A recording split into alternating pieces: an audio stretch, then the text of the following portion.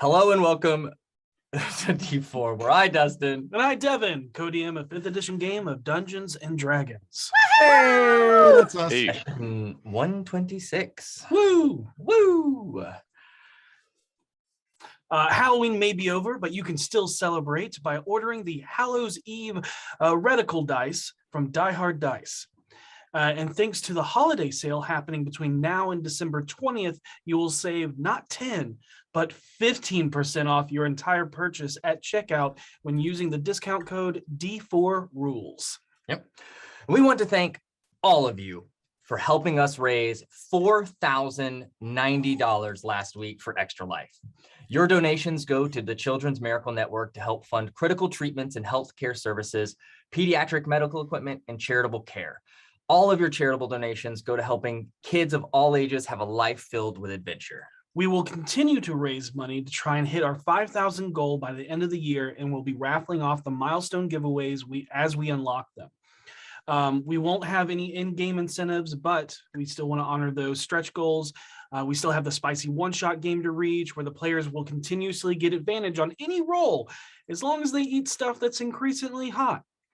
We also have a B&G, Beetle and Grim's Beyond the Wild Beyond the Witchlight Silver Edition box, a Talon and Claw Kraken DM screen, and a D&D Beyond Legendary bundle to give away once we hit those stretch goals. So if you want to help, please head over to d4extralife.com. Now let's hear from our sponsors. Hey, D&D Beyond is giving away another players bundle, so put hashtag Beyond into the chat right now for your chance to win a players bundle, which contains Tasha's Cauldron of Everything, the Player's Handbook, Xanathar's Guide to Everything, Sword Coast Adventurer's Guide, everything that you need to be a good player. Put hashtag Beyond in the chat right now. Also, for pre-order right now, Critical Role, Call of the Netherdeep, the first major adventure set in Critical Role's World of Exandria. First of, I imagine, many that'll be coming down the pipeline, is available March 15th, but you can pre-order it now. Get the heavy jump on that. But in any case, type hashtag Beyond in the chat right now for your chance to be a good player, and go to the marketplace right now for your ability, I suppose, to pre-order Critical Role, Call of the Netherdeep right now. I'm just glad it's not Wildmount. Wildmount.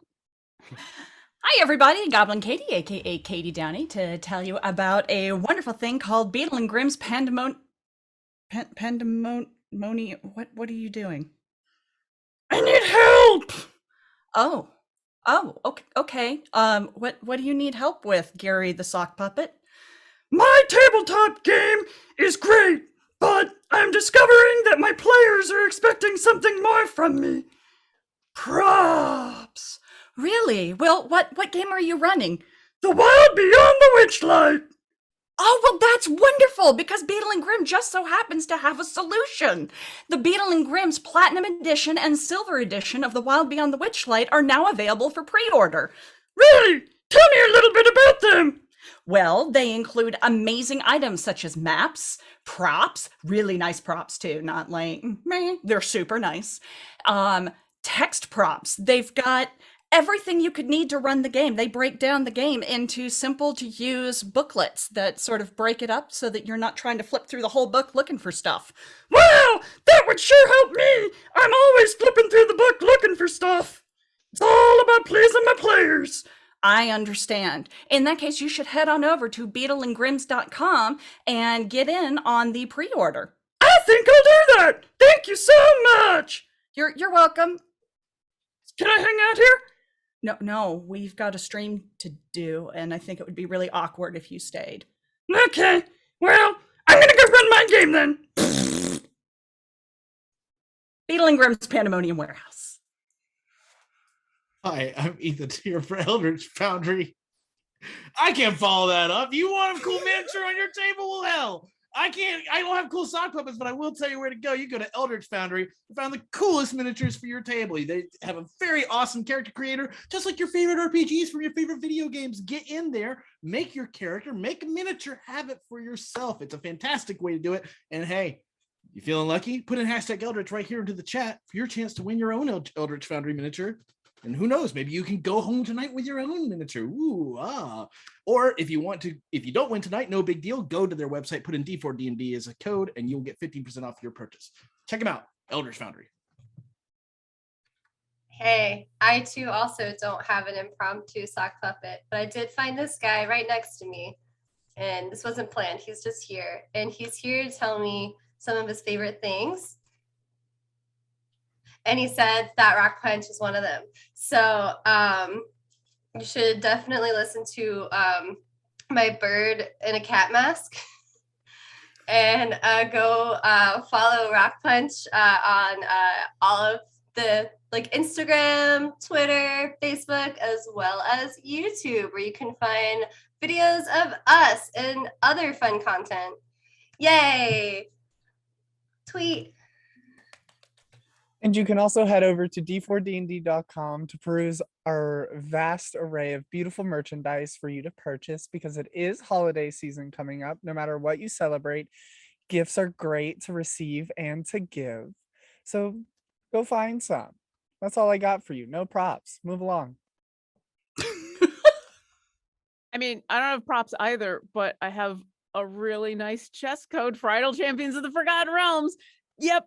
You can go right there. You can pick up your chess code. You can get an Electrum chest in your game. You can unlock Whittle in your game. It's the final Heroes of the Plains. That's right. You can have an entire Heroes of the Plains formation, which does include me. You and can then be Das Studhold. You can be Das Studhold, which is a new bardic instrument that we're going to be adding. Not to Idle Champions. Maybe we'll be adding it to this game. I don't know. I'll have to ask Harold about whether that's an instrument that Orkira can play. I'm sure that's one. She can cast Hold Person through Das Studhold. It'll be amazing. Go get your Electrum chest. Go play Idle Champions. Go have some fun. Thank you. Bye. And without further ado, Let us immerse ourselves into the chronicles of D4. Yay!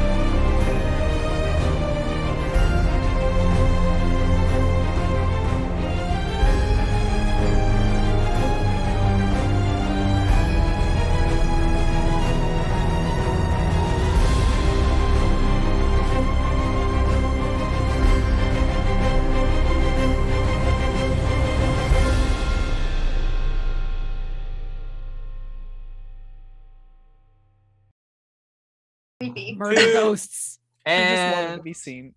we're back. So, last time, on a dashing deeper into a darkened deadwood, the BFGs were met with an elven ranger from the Emerald Enclave named Trident Oakleaf, as an arrow sunk into an owl bear pellet that Vinley was unknowingly rifling through, or unknowing what it was. But upon seeing Seisha's pendant, the Emerald Enclave, and a bit of persuading, the BFGs learned that he comes from the village called Norda Haril, and there is a clan of Arakocra there that can tell them more about the Star Mounts. Trident guides them through the forest as they encounter various forest creatures and hazards, including a snake, some spiders, and a tree branch that fell after a large hawk had flew off from it. But venturing forth and continuing on, they came across a sleeping man. And upon further investigation, they find a Zentarum tattooed on him, as well as a hole burrowed into the back of his skull, as a swarm of aberrations surrounded them. But their cries of alarm attract two massive owl bears. And working together with the aid of Trident, the BFGs stop the swarm of bees, including throwing an alchemist fire onto the hive itself and the owl bears. Afterwards, they investigate a bit more and find that in the fallen tree was a honeycomb where a lot was burned away, but they were able to salvage a single vial of this strange honey made from the brains of their victims, which they learned through and identify that it can give them temporary mind-reading abilities. As they settle to make camp, Seisha and Trident break off to set snares and other traps as something wraps around and grabs his leg and pulls him through the forest deep into the darkness. Seisha screams and runs off, lighting her shield as a beacon, and the rest of the BFGs follow close behind as they follow the curses of the ranger into the old dwarven stronghold and into the thick deadwood of the section of the forest that seems to bleed instead of seep sap. As they move through the halls of the ruins, they encounter several zombies and strange humanoids made of thick vines and thorns. And as they cut down the strange plant creatures, they realize that these too are covered in blood and seem to be bleeding through the vines themselves. As they move into the final chamber, they find Trident suspended in the air by vines atop a massive dead tree that leaks blood as if it were sap, and it is surrounded by a pool of blood. The plants themselves come to life as they fight to make it, as the BFGs fight to make it to the elf. Someone or something speaks through him, telling them to lay his bones to rest, and that the nine failed to destroy him when Laurel Silverhand herself used the crown of horns to turn him into a vampire, as the group staked him through the heart. With half the BFGs fighting off plant creatures, the others perform a ritual. Voss finds a withered old staff that V snaps, sending out a bone-chilling scream that instantly withers and shatters all of the blights and blood-filled vegetation surrounding them. The Golthias tree finally cut open, the old druid's bones are removed, and the BFGs perform a hallowed cleansing of the stronghold and surrounding forest and ceremonial last rites on the bones to lay them to rest properly, before heading out once again up the Unicorn Run. Seisha sends a sending to L'Oreal Silverhand, and the only response that she gets in return is find the Mistmaster. And that is where we start tonight's session. You have spent most of the day hallowing this forest as it takes the entirety of the day. But you've made your way back to the camp where you all originally fought off the owl bears and the swarm of brain-eating bees. Seisha, you find your armor. Still slumped down where it was, where you instantly took it off. So you can remove the half plate you're wearing. Yep. As you do not have a full set of plate, as throughout the fight and moving and running through on, you're only able to get half of it. So, but you do have a set of half plate. Okay. Something that you all notice is that sometime throughout the day when you were gone, the owl bear carcasses and the body itself of the man have seemed to be being feasted on by scavenging predators. But it is a forest, and there are multiple things that could be lurking, waiting for something to fall. Perhaps you scared them off with your presence. Are the bodies still there, or have they been? Yeah, they've just been feasted on. The Zentarum, do they still have a mouth? Mm-hmm. Oh, yeah. I'll look over at Vinley. Do we want to grab that for later? Oh, I'm always a fan of grabbing things for later, as she's already putting down the portable hole, and two hands are already kind of reaching out to pull it into the hole. She's like, absolutely, I can do this for you, Akira. I thought you'd never ask. I probably never would have, but here we are. I'm growing.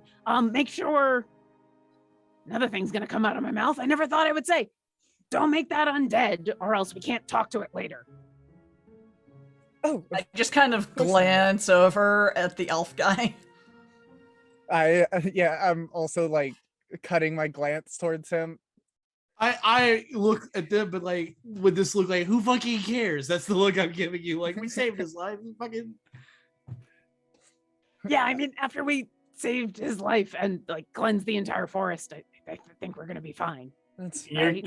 You're all giving these like shifting eye looks back and forth, very noticeably, as these two skeletal clawed hands just reach out, take a body, and slowly and ominously drag it into this black pit.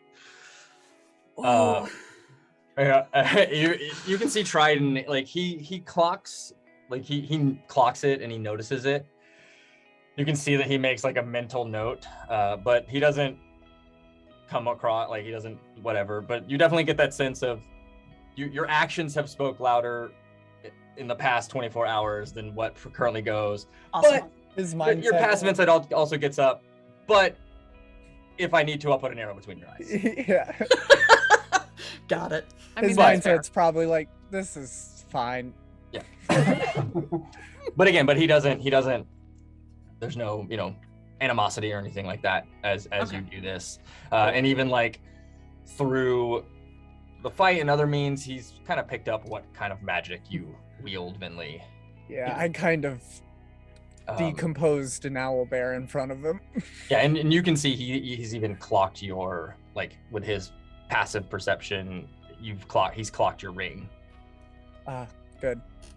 And Vinley will silently, like, through her mind, I don't know if I can do that actually. She's either way, she's going to give the command as slyly as possible, like, hey, Kujo Titan, don't eat this one. This one's not for eating. We need, at least not the head. You can start with the feet. Okay. Noted. Duly noted. Yeah. And was that a human? It was a human, yes. Cool. I am up to 3 humans. Just catch them all. Just so you know, it is basically nighttime again. The next day, or Kira, you're exhausted. You've been casting for 24 hours straight this ritual. However, you all did notice as you were starting to leave, the blood had seeped away, either absorbed into the ground or whatever, but you did see a couple of small, like, sprigs of green and little saplings peeking Yay. up through the ground after all of your work.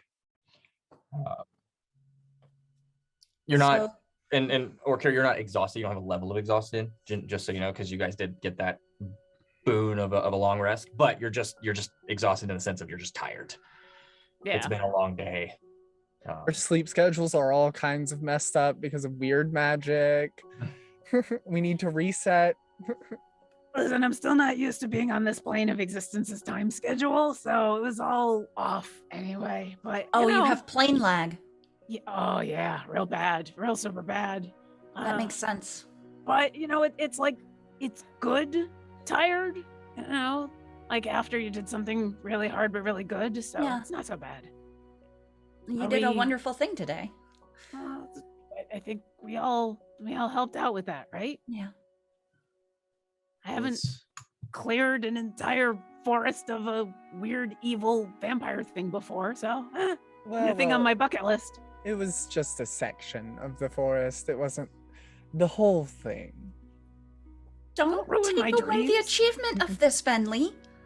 Well, I just don't want us getting delusions of grandeur while we're in the middle of the woods, because that leads to madness, and then we all know how we all react to madness. So is there anything else we need to handle here, or are we headed out? What are we doing? Trident for will the kind of night. speak up. You've done good, and I think we rest up and leave at first dawn. Sounds like a plan. Yeah, traveling at night is never a good thing. How far away are we from the town that we're going to talk to the Arakocra? You see him like kind of like do some like mental calculations. Probably a 3-day journey still. Okay. Woo! All right. Does that lead us closer to the mountains or further away? Closer. Oh, good. And All right. Well, I'll do third watch as usual, so I can make breakfast for everybody. I'll join you for third watch. Trident looks to you, Vinley. Do you normally take first or second half? I typically take the first watch because I'll I take have the to. second half then. Sounds good. Can I roll an insight check on that? Sure. Dirty 20. He's an elf. You're an elf. Okay, So, cool. yeah. There wasn't any both- like. You stay both away rest from for me. 4 hours. No, it was Yeah. literally like you take the first 4 hours, I'll take the second 4 hours. Cool. It's all strategy. If he didn't trust you, he'd probably stay up with you. Yeah, that I was. Yeah. That I'll sounds take good to me. I'll take second. And as you all determine watches, the night goes by uneventfully. Yeah. All right. So I guess it doesn't matter when we go. Is there anything major that you guys want to do this night? Seisha sends a love letter sending to Gariel. Okay. You get a response in return, misses you, and Mhm. you know, all is well. Okay. And, you know, I do the same with Rainier, but it's more about like nerves and stuff. Renair will tell you you're one step closer to finding who you truly are, and I cannot wait to meet her when you get home. So, and that's what you get back from him. Okay. I think Vinley will send one, but not to Fala or Dabble, because she's still kind of nervous about that whole situation. She's actually going to send one just to check up on Declan. And just be like, hello, just checking in on you. I know you probably haven't experienced this yet. This is sending. Everything's going well. Look forward to seeing you. And you get back. Whoa. Magic is so cool. Can I do this someday? Also, I may or may not have accidentally lit the curtains of the tavern on fire, but it's okay. All is.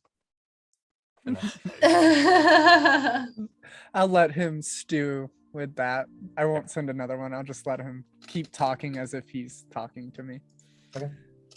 I will pray to the Phoenix, and in the middle of the prayers be like, and then I hollowed an entire forest against undead. I've never done that before. That was kind of awesome. I gotta tell Penelope about that. She'll be really proud. Anyway, good night. And I'm just gone. Just before any reply can come, gone. You rest, and for some reason you feel very warm tonight in your rest. Oh. I would like to ask a quick question of the stone, if I could. Sure. Okay, let me get to it.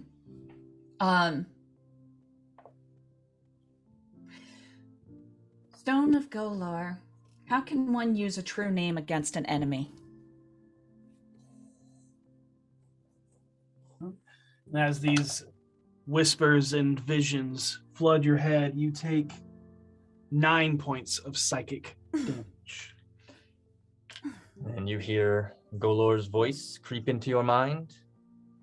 A true name is something marked onto your soul, not a title or label, but something that truly metaphysically belongs to a creature.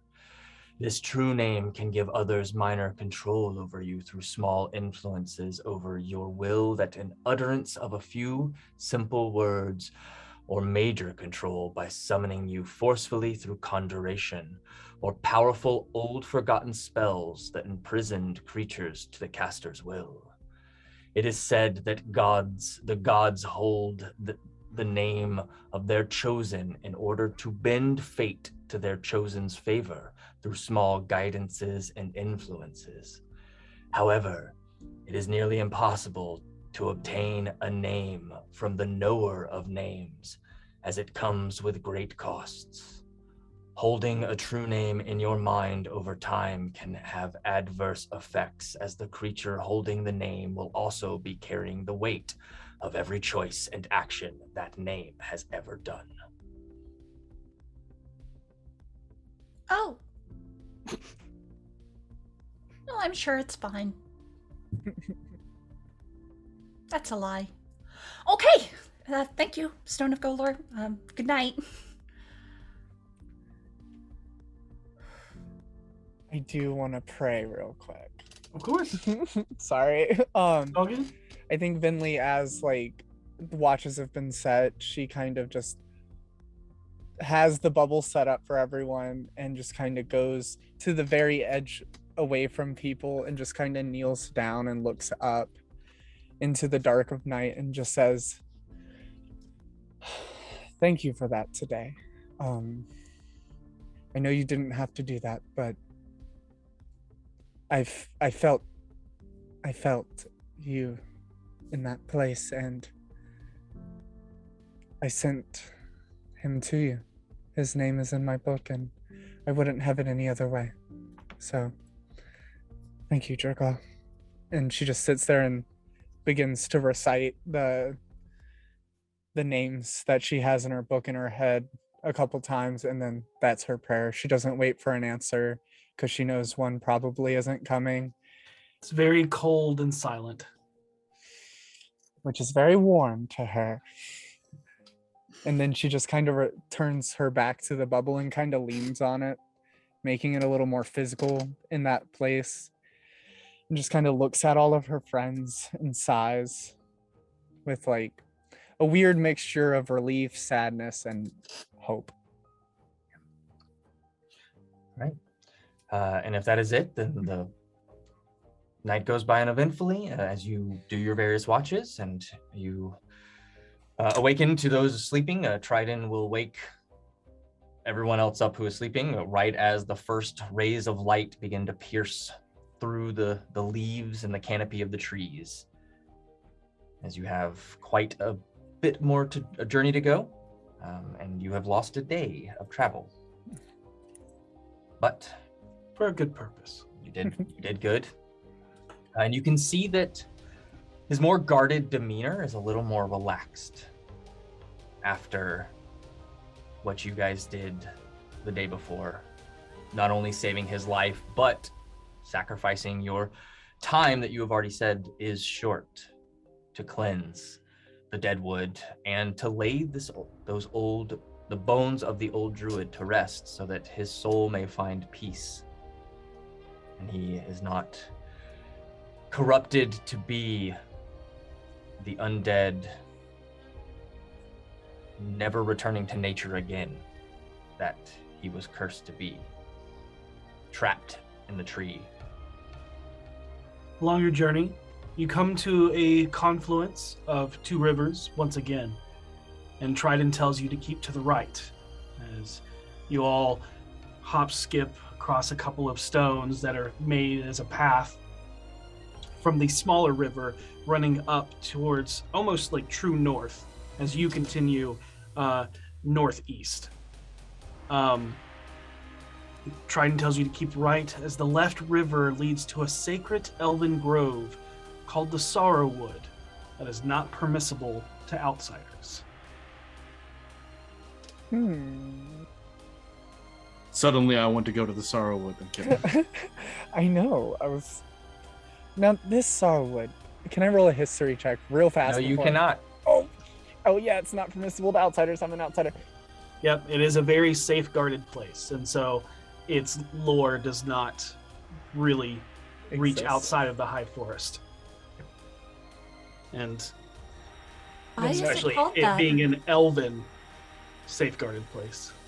Right. You asked that question. Yeah. Trident ignores you, and he keeps moving. There it is. Cool. Uh-huh. Okay. And you get the sense that he will not Yeah. Yeah. divulge any information on this. Yep. So, Woo! You know it's there. You know not to go there. Yeah. So I appreciate that someone finally put up a sign in a place. You know, hey, don't go here. I can appreciate that. respectfully, Yeah. do not go Yeah. here. Thank but- you. I will go in the other direction. yeah. But the path down the Iron Road begins to become more overgrown and almost lost within the beautiful, enchanting woods. There is a serenity and majesty here that only Vinley and possibly Orkira, with her planar traveling, has ever really truly experienced before. It feels inviting, calm, sacred, old, wizened, and even haunting a bit as endless wood stretches out in every direction. Despite the impeded path, your travel is not slowed. It's hard to say if Trident can just naturally see the easiest and quickest path, or as if the forest itself bends its will to allow a more accessible path for you all, thanks to him. But you do notice a difference, especially having chased after him through the deadwood, and how you all came out in scrapes and scratches and moving through the brush that just seemed to try and trip you up. But you all do realize that without him pointing out the trail or leading you through these woods, it would have taken you twice as long to move. Up this trail. But you are currently walking through a wild, untamed forest teeming with many creatures. And there are times you encounter its deadly wildlife, either from afar or intimately up close. At night, when you sleep, there are multiple times on multiple watches that you see light reflecting off the eyes of lurking predators from the shadows. Something else you all notice on your travels are a few markings in shadowed white paint, marked on trees. What looks to be a humanoid figure within a tree, or perhaps a wailing tree ant left on a few trees and rocks. Orkira and Seisha, you two spot the most alarming thing as you notice the skeletal remains of a humanoid about 60 feet off the trail. It looks to be wearing rough armor with leathers, wood, and bone, all lined and accented in blood-stained gray wolf pelts. The body looks suspended by 3 stark white arrows embedded through the body and into the tree. The bones barely hanging together from the minimal amount of sinew still clinging to them. And once again, painted above the body is that same eerie, ghostly tree figure.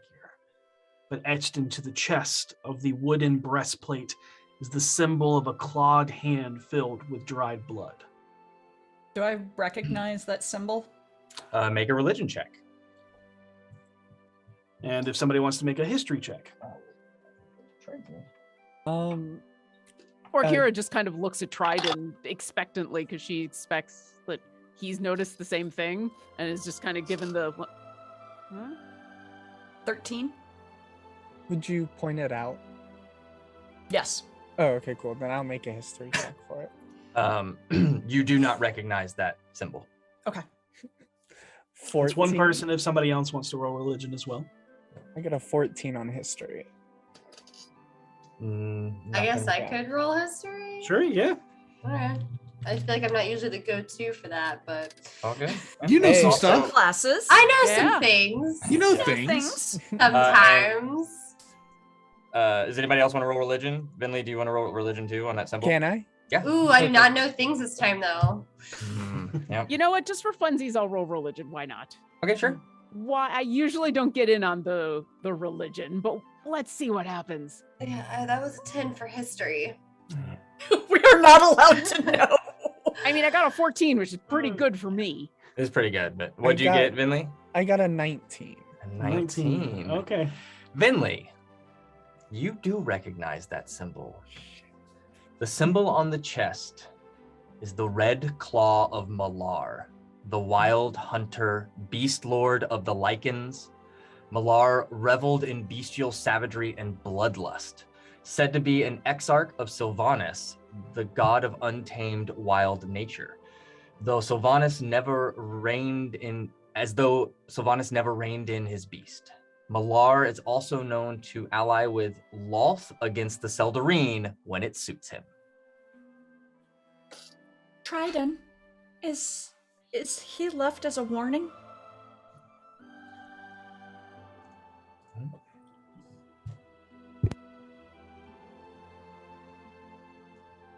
And you kind of see him, he's like looking down and kind of like peering at it. This is a dead gray wolf barbarian, devout to some malevolent god of the hunt, and kind of will motion towards you, Vinley. Yeah, I just said She repeated it as you told. Yeah. Yeah. Was killed by a tree ghost spirit.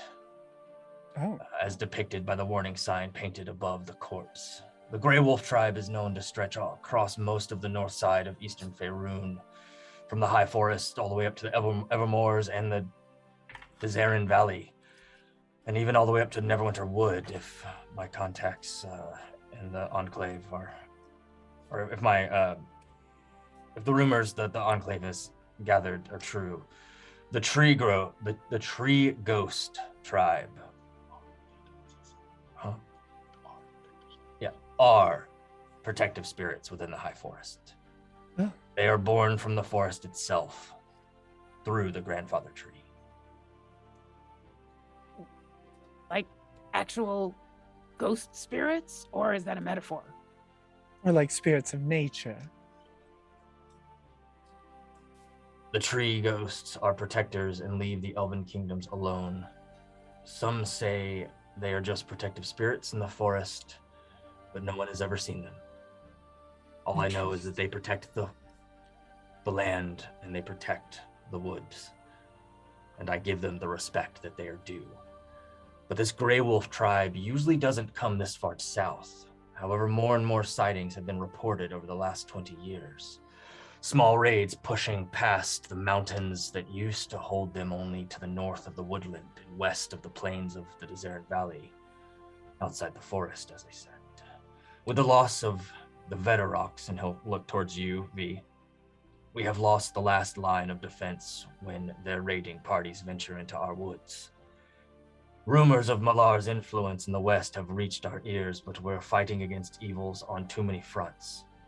The Wardens of the Rock brought great stability to this forest, and like in all ecosystems, when something is lost, it offsets the balance of things.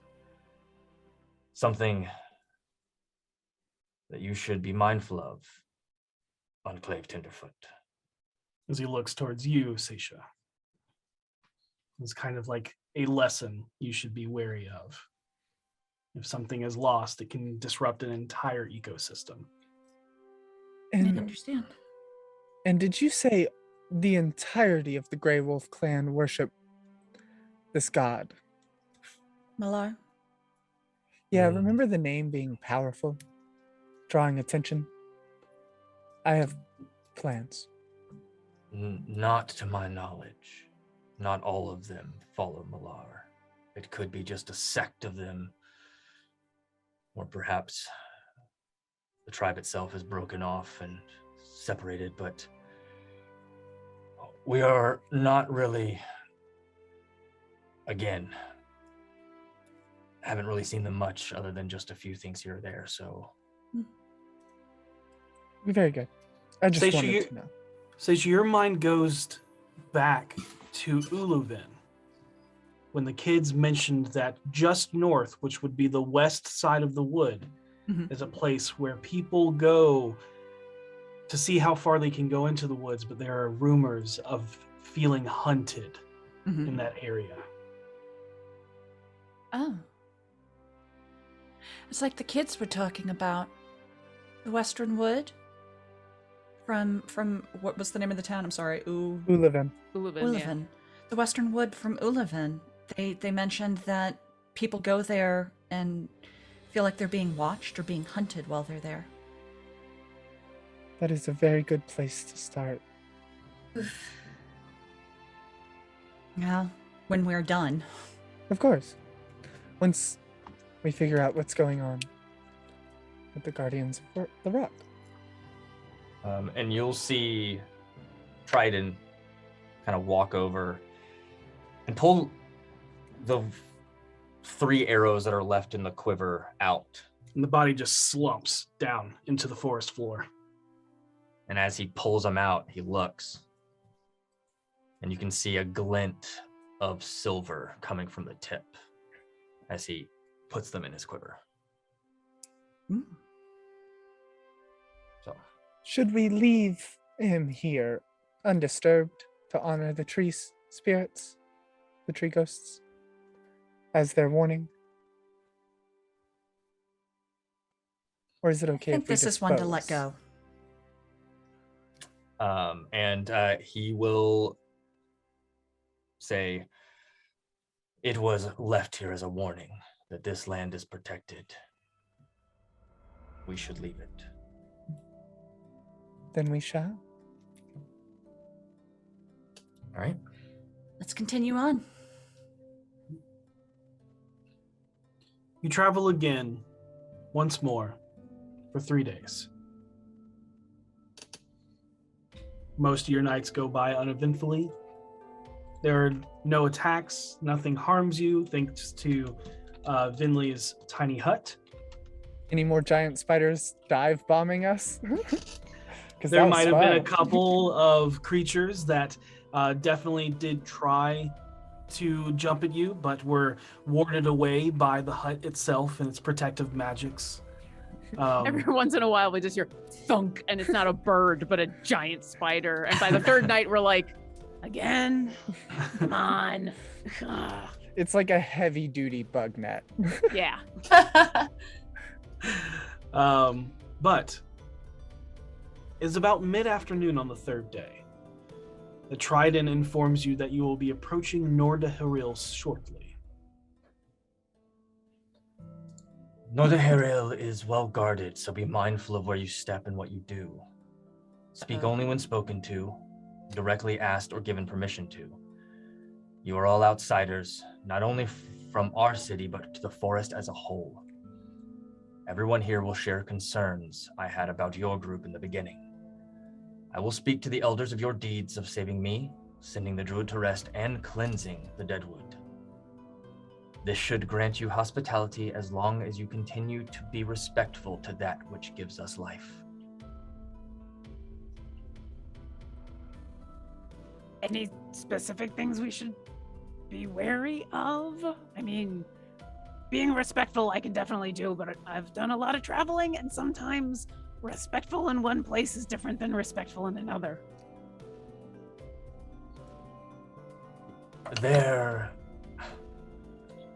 I believe if you used common sense, it would be fine. Respect the land. Do not actively try and burn the forest down. Orkira takes her book off her belt and sticks it into her bag very slowly. Okay. Can I, before we go in, I might not get the chance to ask again. Have you ever heard of someone called the Mist Monster? I have heard the name, but I don't know exactly where or what it is. But it has been whispered upon the wind and the leaves. However, I know someone who probably and possibly does. Oh. Could we maybe speak with them? Are they here in town? They are not. Oh. Well, I do not believe so. They could be. I do not know. They are the wardens of the forest, through and through. I will try and get word to them. They are two brothers, and I will see if I can contact them and have them reach out to you. That would be wonderful. Thank you. It is the least I can do for saving my life. All right. I believe we're ready to head in. Right. Is anybody doing anything as you enter? I fully put my bone wand away. I just have the oak wand, and the portable hole is like wrapped tightly as a handkerchief stuffed in one of my mini pockets. Just like, you're not getting out while we're in here. Okay. I'm gonna walk up to V and say, I have a feeling that you're probably gonna do some of the talking here because you probably have the most questions, right? Yeah. For the most part, I'm just what? I just want to say I think you're gonna do great. I'm gonna give you a pat on the back, and you'll feel like a little warm tingle on your back as I'm gonna cast Enhance Ability. And under my breath, after I say, I think you're gonna do great. Caw, caw. And then you'll have Eagle Splendor, which is you have advantage on charisma checks for the next hour. Oh, Orkira's casting Enhance Ability. I love when Orkira casts that spell. Caw, caw. No idea how to do any of it. So yeah, but she'll give you that pat. So if you do have to make any charisma checks, you'll have them at advantage. Okay. Thank you. As you all move forward, Seisha, Vinley, and Orkira notice that Trident's gait has slowed, and he seems to be stepping purposefully. Do I see why? You can make an active perception check since you asked for it. I would also like to make one since I know he's stepping around traps and I commonly trigger them. Okay, sure. Listen, I have a sixth sense when it comes to there's danger about, and I rolled a natural 20, which is a 33. What'd you get? I rolled a 7 and a 1. Oh no. So what's your total? 10 and 4. Good. Cool. Bro. So At Seisha. everybody but Orkira, go ahead and make a dex saving throw. Oh no. Uh-huh. I don't even have time Do to I be like, see it coming? You do not. Oh, wait. Ooh, didn't need it. 21. Orkira, I will let you choose who you give someone advantage to. I don't know. I think Orkira would assume that Seisha would see whatever she's seen. So I'm looking at Vinley and I'm putting away my book and I'm giving people some advantages on stuff, and I'm like, Vinley, do you notice that right there? And Her foot's over like a bear trap, and she goes, wait. No, I didn't. No, thank you. That was a very close one. All right, Harold, what'd you get? Am I close enough to get the bonus from Seisha? Yeah, you're all bundled up together. that's Dirty 20. Okay, cool. Okay. Voss. Dirty 20. Okay, and then V, you got a 22, I heard. 21. 21, yep. So everybody misses it except for Seisha, who, as you were like, yep, you look around, and as you're looking around, you just hear this twang, and then everyone just watches Seisha just goes whoosh. It hits the ground hard as is being lifted. You take 3 points of bludgeoning damage as your head slams against the ground. As you were yanked up into a snare trap. And you were dangling by one foot. Oh, It's outside the city?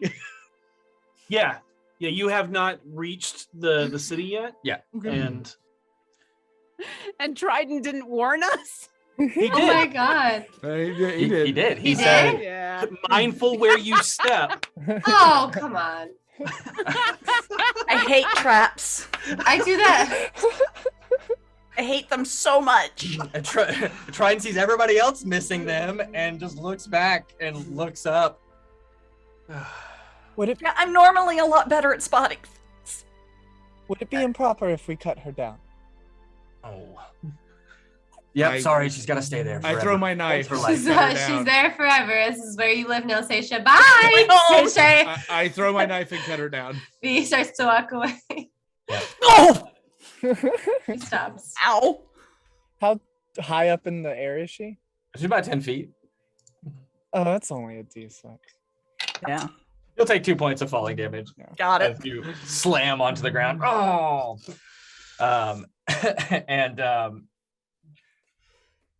But we will need to reset the snare. If one of you could assist me in this, Sure. You roll a survival check. Right? you can just give him advantage. Yeah. What's your survival? +3. Okay, his is +6. So Yeah, he'll I'll just help roll him. advantage. Yeah. And I study how he does it. It is he resets it. Or no, he goes to reset it, but you can tell he's not really strong enough. He's very agile, so he can't quite get it. And like at the last second, he's about to put it down. As you realize you're watching and not helping. Yeah. oh, sorry. And then it slings and ricochets back up. He'll take a point of damage as the branch lashes him across the cheek, and he's like, Oh, Sorry, I was watching how you were doing it so that I might be able to do it later. I'm sorry. and he just looks at you, V. He stops. He looks at you, Voss, and he says, "You give me a hand." I help him. Cool. You can use survival or thieves tools as you are setting a trap. Yep. 13. So he gets.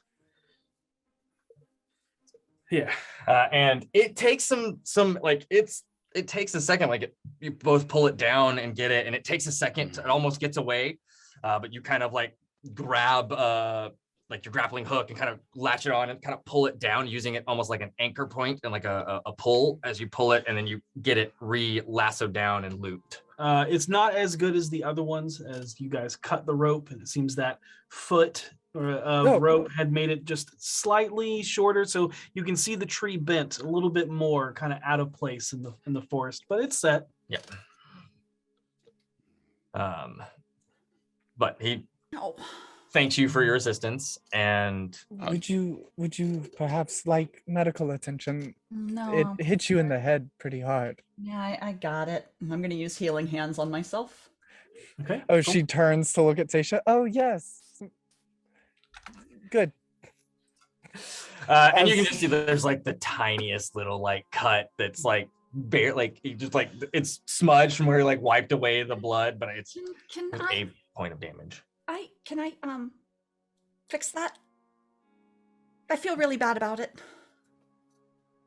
You don't want it to scar unless you do. And he just, fine.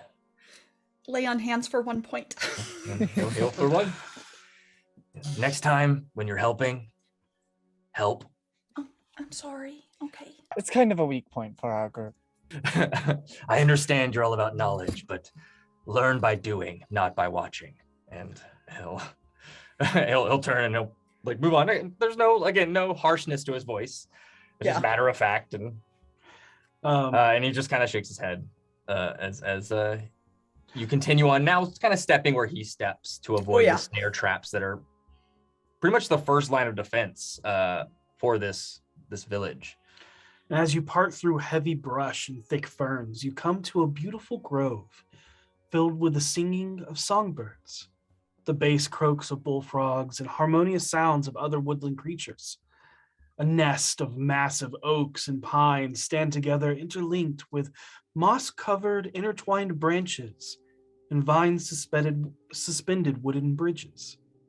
Round homes can be seen almost growing out of the tree as they blend into the bark with its moss-covered, rough bark roofs as they encircle the trunks, while held aloft multiple feet into the air. You notice spiraling staircases worked from the natural bark and knots, wrapping up the thick trunks that lead all the way down to the massive roots at the ground level of where you are. Hundreds of humanoid forms breathe life into this very active burrow suspended in the trees. A multitude of wood elves and wild elves work together and blend into their surroundings. You get the feeling that if they were not moving, only those with astute perception would be able to notice them from your vantage point. You also notice a very light smattering of other woodland-based humanoids, as you notice a couple furbolgs, forest gnomes. The sounds of children laughing reach your ears before you see them swinging on vines and running across branches while being chased by massive birds. You start to notice a few more perched into the branches looming over you as two more circle overhead, like you were already marked for death, looking like prey being hunted. We're going to send you some pictures of Norda Haril.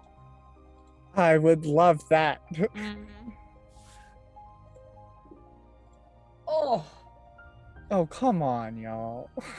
so That's pretty. cool. If you're curious about these pictures, you can join our Discord. We like to post them on Mondays. Oh, it's so pretty. So pretty.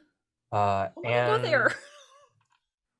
you all follow Trident up a set of the winding stairs into a large circular room that resembles a massive greenhouse and topiary garden. Light pours in through the massive ornate Art Nouveau style arched windows made of vines, separate wooden statues depicting all of the benevolent deities that watch over the forests. Sylvanas, Shantea, Maliki, Eldath, Shialia, and Larue. They all encircle a large lily pad covered pond that is a moat for the icon deity shown seated on a glorious throne carved from the center tree this building is built around. Sylvanas is carved to look that of a druid or ranger covered in the foliage of the forest. He is a man with three faces, a young boy, an antlered hunter, and an old wizened man with a long beard filled with twigs. Shantea is depicted as a grandmother figure with a youthful smile. Her long gown is adorned with vines and fruit-bearing plants. With Maliki, you see a beautiful and stern-looking ranger woman clutching a bow in front of her, and she looks down towards you, almost as if watching and awaiting your actions. Next is Shialia, a middle-aged enchanting woman with a wide feline-like nose, crowned in a wreath of 6 petaled flowers and acorns that wrap around her tendril-like dreads. Beneath her toga-like gown, you see the wood is carved to depict 2 cloven-hoofed, furred digigrade goat legs. The most breathtaking of the wall-lined statues is Larue, a young, fair maiden seemingly without flaws. Her hair is long and falls to the end of her airy, flowing dress that looks to be billowing in the wind. One thing you notice that is different is a carved, clear, crystal, singular spiked horn that protrudes from her forehead that you only seem to notice when it glints in the beams of the radiant sunlight. The last walled statue, Eldath, is a large, strong woman with hair that flows like a waterfall. Her muscles are well defined despite being obviously pregnant. In her right hand is a large gourd, but what stands out the most is that although she too is gorgeously depicted, you can tell that she looks more like V than any of the other statues. The massive carved statue at the center of the room portrays a seated androgynous male elf pouring a fountain of water from a large Greek-style vase decanter over the elevated gazebo below. The covered, arched, rounded top shrine at the foot of the main deity reads in Elvish, Leaf Lord, Rilithane Rolithil. We're going to send you pictures of this garden shrine. Oh my. Have I ever mentioned how much I love elves, y'all? I'm like about to cry. Oh, it's so pretty.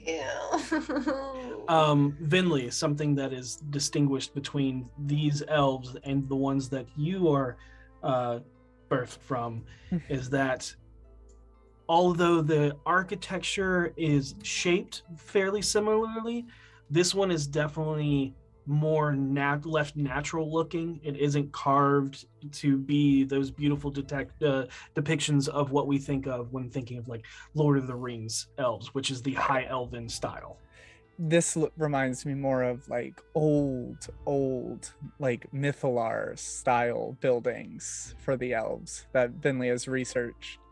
These are Sylvan elves, and Sylvan elves are the wood elves and the wild elves, the ones most closely attuned to the raw form of nature. We could only attempt to design something this beautiful. She's definitely like holding back a lot of emotions right now entering this place.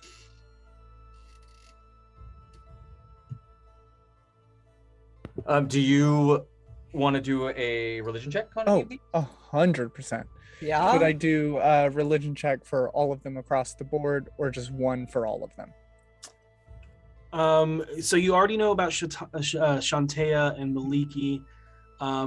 Sylvanas is kind of you've heard about. Shialia, you've kind briefly heard about recently.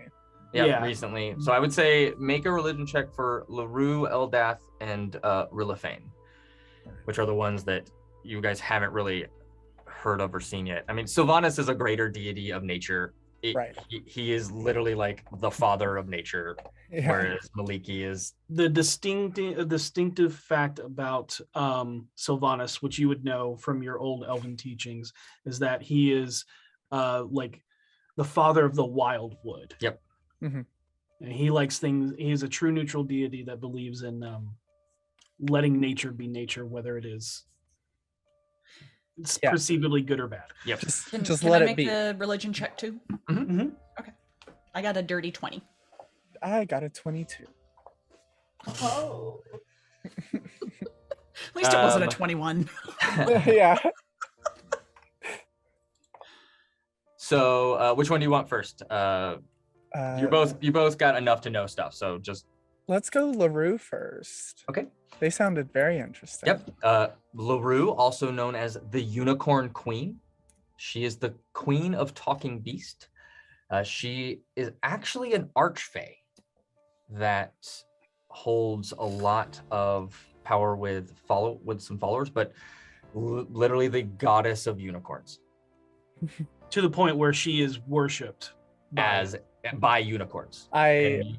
I send up a little prayer thanking her briefly for our time in the book when a unicorn saved our life. I was like, just like a quick thank you for sending that person, because we really needed them in that moment. And you can see, and that's the one that has the crystalline horn that comes out the forehead that you only see when the sun catches it. Yeah. Otherwise, it just looks like a beautiful statue. But when that glint hits, you can see it's almost invisible. Mm-hmm. Eldath. Eldath is... She's the green goddess, the mother guardian of groves, and the mother of the waters. Seisha, because you have keen mind. Yes. I believe this is still within a month. If not, it is what it is. It's close enough. It's close enough. On V's birthday, she was told about the peaks and the names that they were given after the first of the Goliaths that became the deities that lord over the Goliaths, and one of them being Thalia, or Thalia. And it's only how this sculpture is depicted that this name comes to mind, because V's grandmother said that she was always depicted as a pregnant Goliath holding a gourd that was basically a rattle filled with seeds.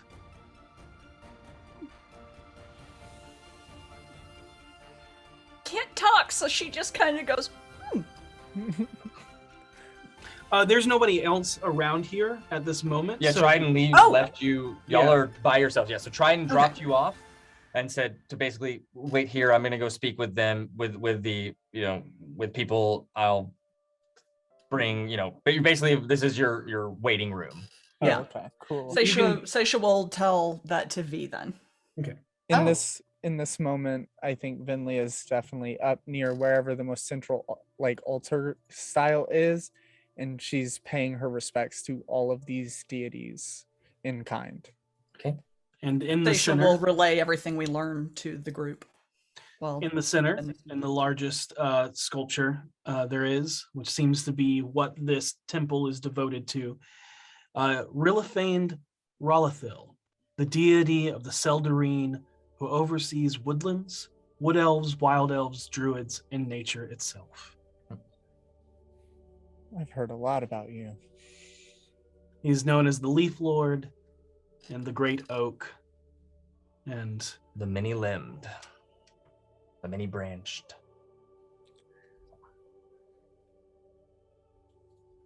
What was he also known as? I'm sorry. The many-limbed, the Leaf Lord, and the Great Oak. Yep. It's actually, I think, what threw you off, Finley, is this is the first time you've ever really seen him depicted in elven demeanor. He's where you're from. He's always depicted as a treant or as a great oak. Yeah. Weird. Orkira leans over to Harold. This is the most intimidating waiting room I have ever been in. But Vinley, on top of that, you notice that this depiction is carved from the tree itself, where the others are kind of built into the walls as like light relief. This one is literally carved from this tree. So kind of could blend those two forms of is the tree, but is also an elven. Yep, and god. you are in an oak tree. So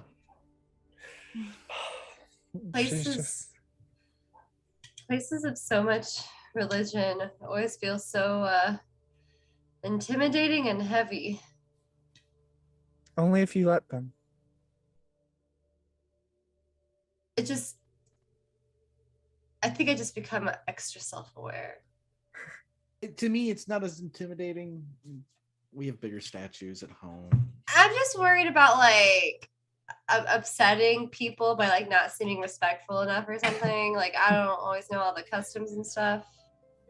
And I agree. I'm not worried about the gods. I'm worried about the people who pray to the gods, because the people who pray tend to be a lot more sticklers about that. Those are the people I'm concerned about. I'm sure the gods were chill. Just remember, don't speak unless spoken to. By the people? Yeah. Or while the we're gods. here, don't speak unless spoken to. What a weird rule for a city. Who am I to judge? We got the rules from a I guy think who it's because shot a we're bow at us. outsiders. I'm aware. I know why. Yeah. Sorry. and you all wait about 30 minutes. You see a couple of people come in and tend to the garden, but don't stay in this area, kind of just make their way, doing their things. They don't really interact with you. They acknowledge your presence. But in about 30 minutes, you see a group. It looks like a full group of many people kind of making their way across the bridge. As you see Trident returning, standing next to him is a wild elf ranger, and then behind them, a committee of Arakocras. The avian humanoids that stand before you are haunting to look at. Piercing red sclera eyes with white irises, a lion's mane of plumage that looks like white feathers stained with hues of pinks, oranges, and reds, like they're soaked in blood. Narrow beaks with two dark mustache-like tendrils that hang on either side. They have underneath all of their accoutrement, their leathers and armors, and is two dark, like brown wings, but they are ruffles underneath them in their chest down to their like large talon-like feet is like white and regal. And the first one you see standing in front is shrouded in whites and golds, covered in feathers. There's a mask held atop of their face with larger feathers that looks even like a bigger mane coming off of them that hang down. You see them all kind of look towards this one as a leader. Standing next to them. Standing next to them is this other one that you only really see the beak poking off of these hood, as you can see this kind of almost hunched over, walking, using a staff as a crutch, covered in bones. The bones of animals, humanoids, other things, large, just cloak draped over the shoulders and the wings. And it looks like their form is bones, like their armor and trinkets and beadwork and everything that's like laced into the cloak and stuff, all bone work.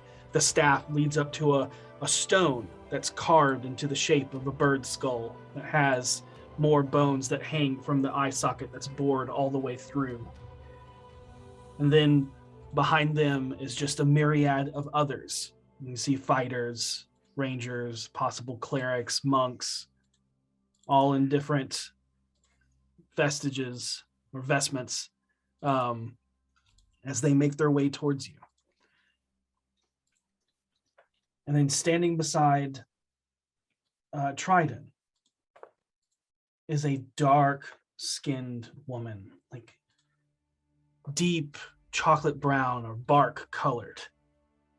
She has ringlet, braided hair that hangs,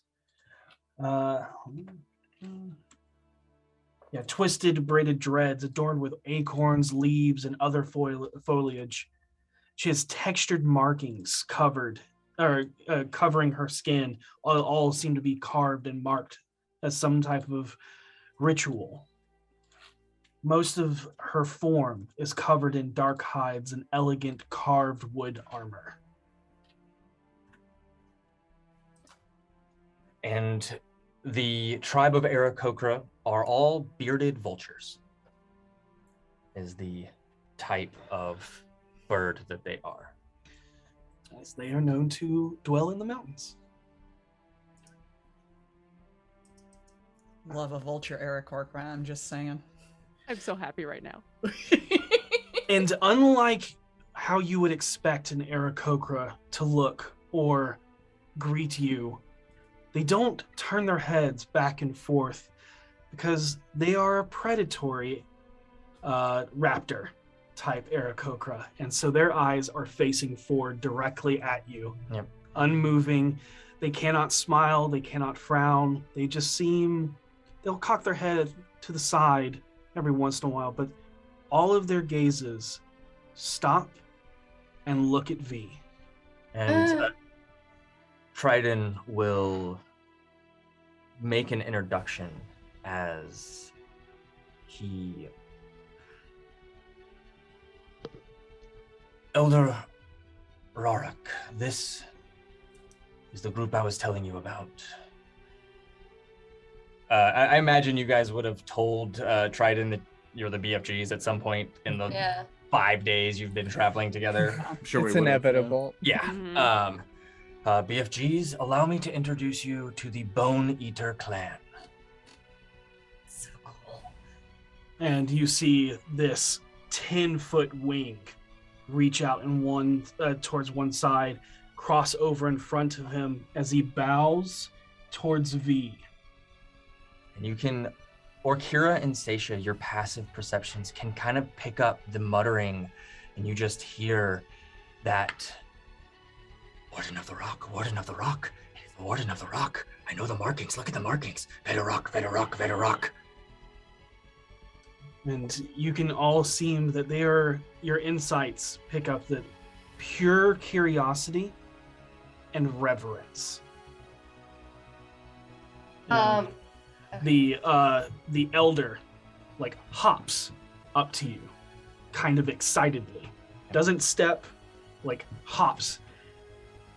His wings go up and kind of his head buries down deep, and he tilts his head and I am Elder Rock. Hi. Are you Warden? V does like a kind of like an awkward, quick little like curtsy because she's not sure if she should curtsy or bow in this scenario. But she goes, "Hi, I am V Veterock. I can't really say I'm a warden though. I actually come from the city, Waterdeep. In a way, I was separated from my people at a very young age. You could even say before I was born." And you see the heavily cloaked one that you notice that as it moves up to you, you can see that under the hood, there are no eyes. As it just moves slowly, leaning on this staff, as it just moves up, almost putting its beak against you, V, as it looks up. I do not smell the mountain on her. She's from deep underwater. Ah! A curse. I don't know. I wouldn't say I'm cursed, but I left the city to come to the mountain to learn, maybe hopefully even find another Veterock or just other Goliaths in general. And you, like, as Rarik says deep underwater, you actually see almost like a ripple of like fear Oh no. wash over the Arakocra at the thought of being taken from the skies. Not literal water. It's just like a town, like a city, like a place that's just near water, and it's called Waterdeep. But I'm not from under the water. If that helps clear that up. Kind of tilt their head back and forth, look towards each other, kind of look around. Sorry for the confusion.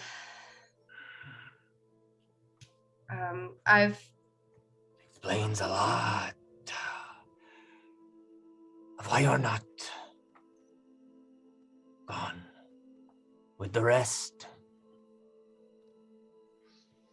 Yes, I would like to learn what happened to the Veterock clan.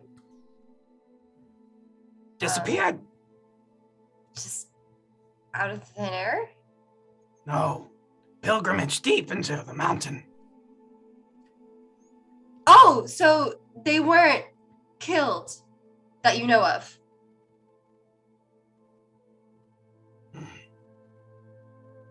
I was always told that they were all dead, but I'm learning that I was lied a lot growing up, so I just want to come learn the truth of what happened. You see their pupil of the elder just grow big and then narrow down into like pinpoints with the word I've heard, or when you say the words, I always heard that they were dead. And Could be the same that drove us off. Devoured them. Do you think there's something that really could devour all of the Veterhawks? It just seems so unlikely. They're so strong.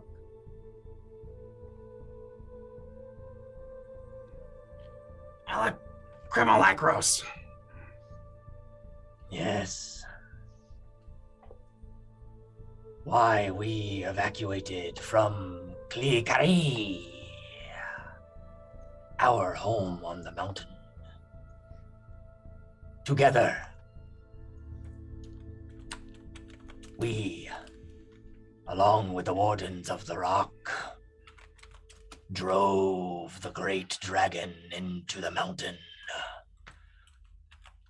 They followed and never came out. A dragon.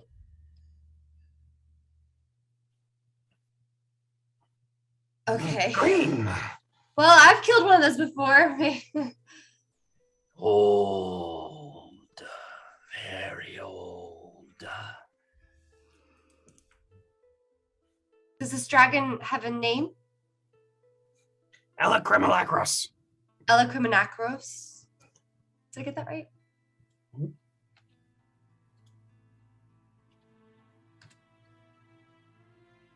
Elacrimalacros. Okay, I can't say I've ever heard of this dragon before. Well, maybe there's some that survived. Or they just came out another way. We don't go deep into the mountain. Do not like confined walls. I understand. There's a place you could possibly find Yes? information. A holy site among your wardens. Where is it? Great rituals near the Klikari. No matter where your clan roamed among the mountains, always came to the same spot for the rituals of their young. Rituals for their young? Close to our home.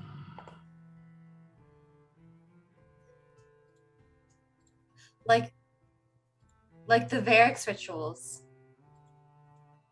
They kind of cock their head, Like the- unknowing to this word, but The naming, here's your fancy name ritual.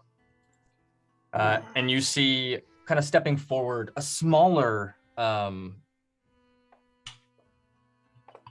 Arakocra, still very large, being this raptor breed, but probably about a foot or two shorter than everybody else, but wearing a breastplate and a great sword strapped across his back, and he steps up.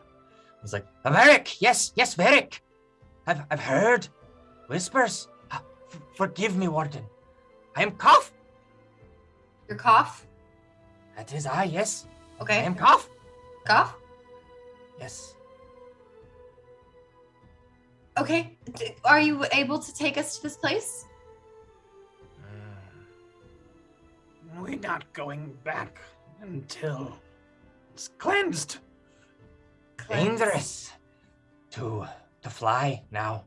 Well, we'll cleanse it. We've cleansed part of the forest before. The shaman kind of nods. Is it like amber and stuff?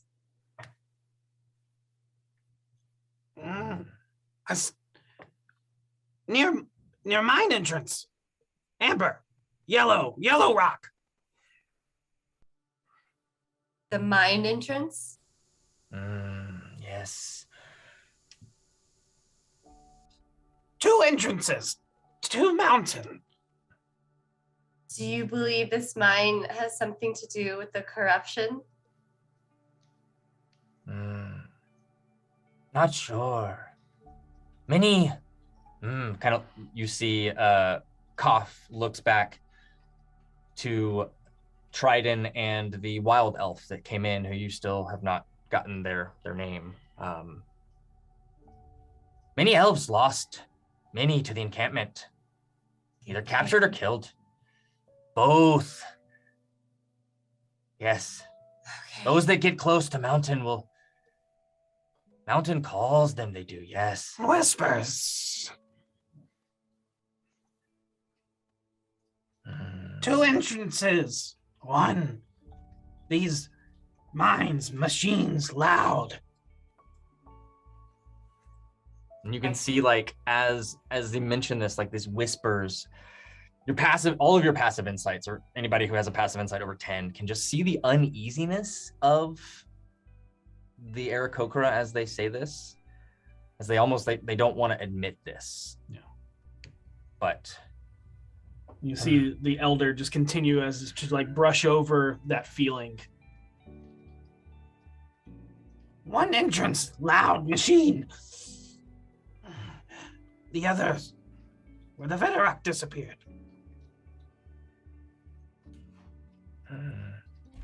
High up the mountain, near our nest. Okay. I need to know where the second entrance is by your nest.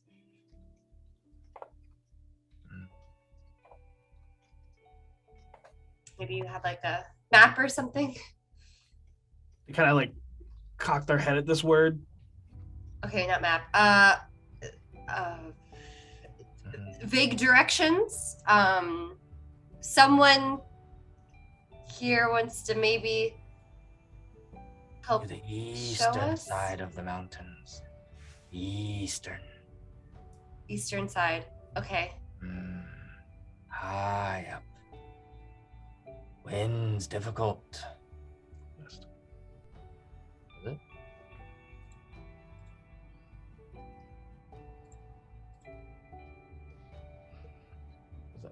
Oh, sorry, western side. Western side. Dustin doesn't know his cardinal directions apparently. It was Weast. Weast. Yes, it was the accent. Weast. I said Weast. Okay. Oh, Weast. I thought you said East. Okay. Yeah. What is map? A map is okay, it's like a scroll that has like landmark locations that you can like see in like a drawing to show you where things are in relation to you. Okay. You can see that they understand what you're talking about, but they've never had a need for one. So because they can fly up and see everything a map is just into the air. But you actually, the shaman would be forever grateful if you returned our nest to us. We miss the mountain. Okay. What you see before you is all that is left of our clan. Oh. Okay.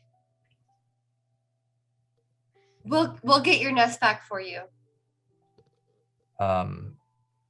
Trident will kind of go, I know which side of the mountain is on. I can take you there. I can at least take you to the base. Thank you, Trident. We'll do everything that we can to get you your nest back and help with this corruption of the forest and mountains. And you hear like all of this flock of these Arakocra as they just kind of look and just almost at once just, Veterak, wardens have returned. and you can see them all kind of like prancing, hopping up and down very excitedly as they all kind of look at you. And then Orkira and Vinley, you're approached by this female wood elf, this wild elf that comes up to you. You see Trident actually kind of comes up and goes, Vinley, or Kira, allow me to introduce you to one of our scouts in the Enclave. This is Kartliva. She can bestow information on the encampment and possible scout movements of their patrols. Oh, that's wonderful. And we'll wait until the contingent of Arakocra are finished to speak about this, as they're like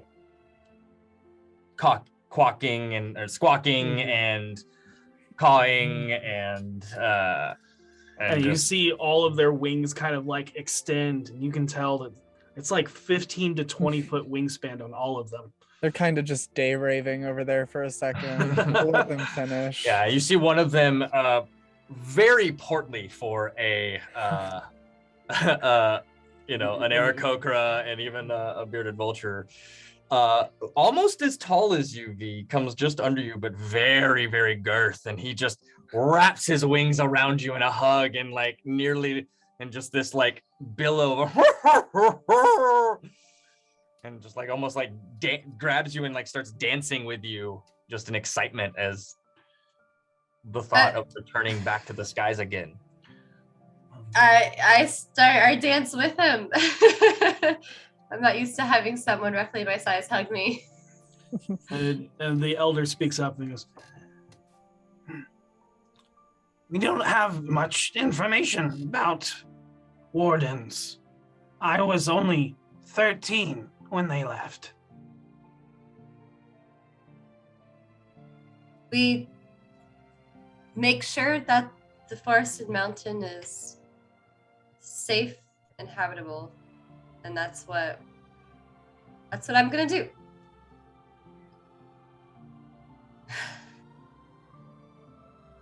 Going up from where the woodwalker, and kind of motioning towards Trident, leads you. If you can climb the rock and find our nest about a 2-hour trek east. This time it is east. The nest is east, but the mine entrance is west. West, yeah. Okay. It's Neast and West. No.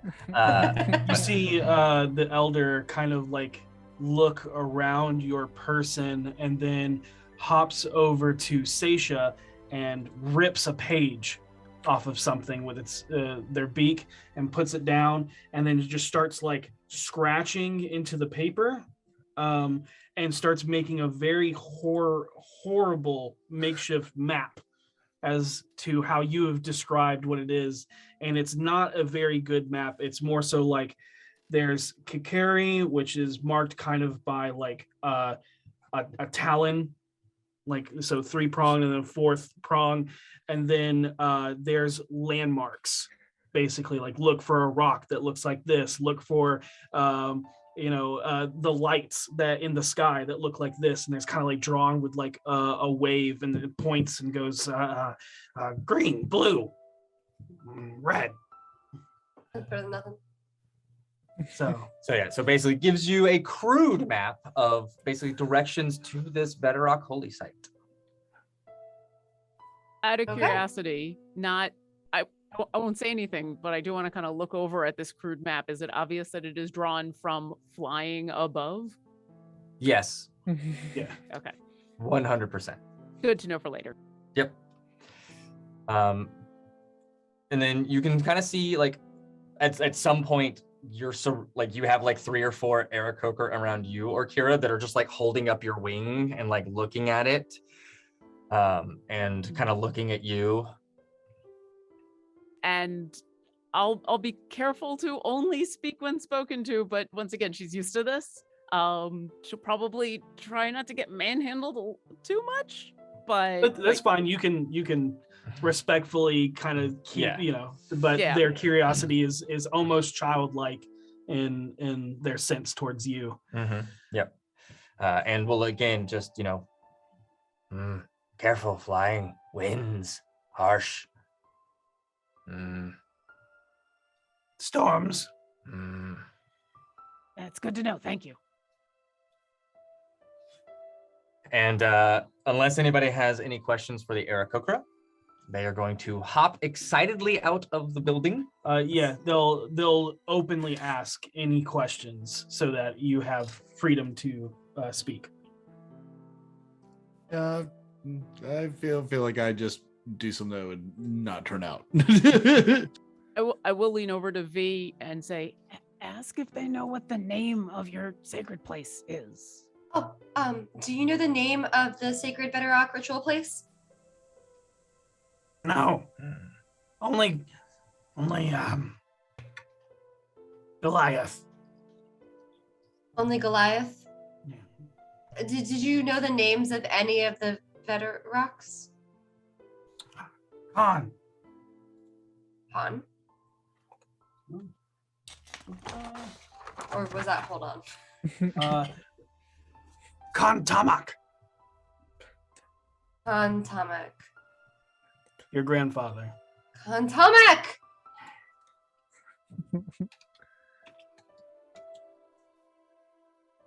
And that, when saying that, actually takes their wing and pokes at the antlers that are wrapped around your neck. Yes, Khan Tamak. Yep. And in case you forgot, Khan is a title. That's Yes, like, no. When you said Khan Tamak, I read it. My brain processed it as one word, and now I know it's two. So we're good. Yeah. No. Yes. The Khan was my grandfather. And you all see them like look now that the elders pointed out that you wear the Khan's necklace and what you just said, they all start to hop again and Khan. I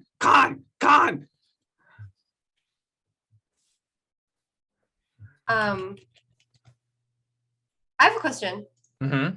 When it comes to raging, do I have to actually be mad? Like emotionally? You want to summon your ancestors? Yeah. You That'd can be spend a rage. cute. You can spend a rage, you can summon your ancestors. I'm gonna do it. I've never spent all rages in one go. So I do that. All right. And Right. as they're all like, hopping around and happily exclaiming Khan, all of a sudden you are filled with emotion, and because it's narrative and not combative, all of them come out. You see Vagal, the Shadow Walker. Oh You my see Gravik, Spine Cleaver, Thorak, Beast Skin. Ilmath, Beast Strider, Thulain, the Storm. Ulalu, Songweaver. And Oniva, Wraithborn, and her Shadowhound, Umbra. As they all come out of you, and the Arakocra just stop and stare. And then uniformly bow. Wardens of the Rock, we go home soon. The Wardens have returned.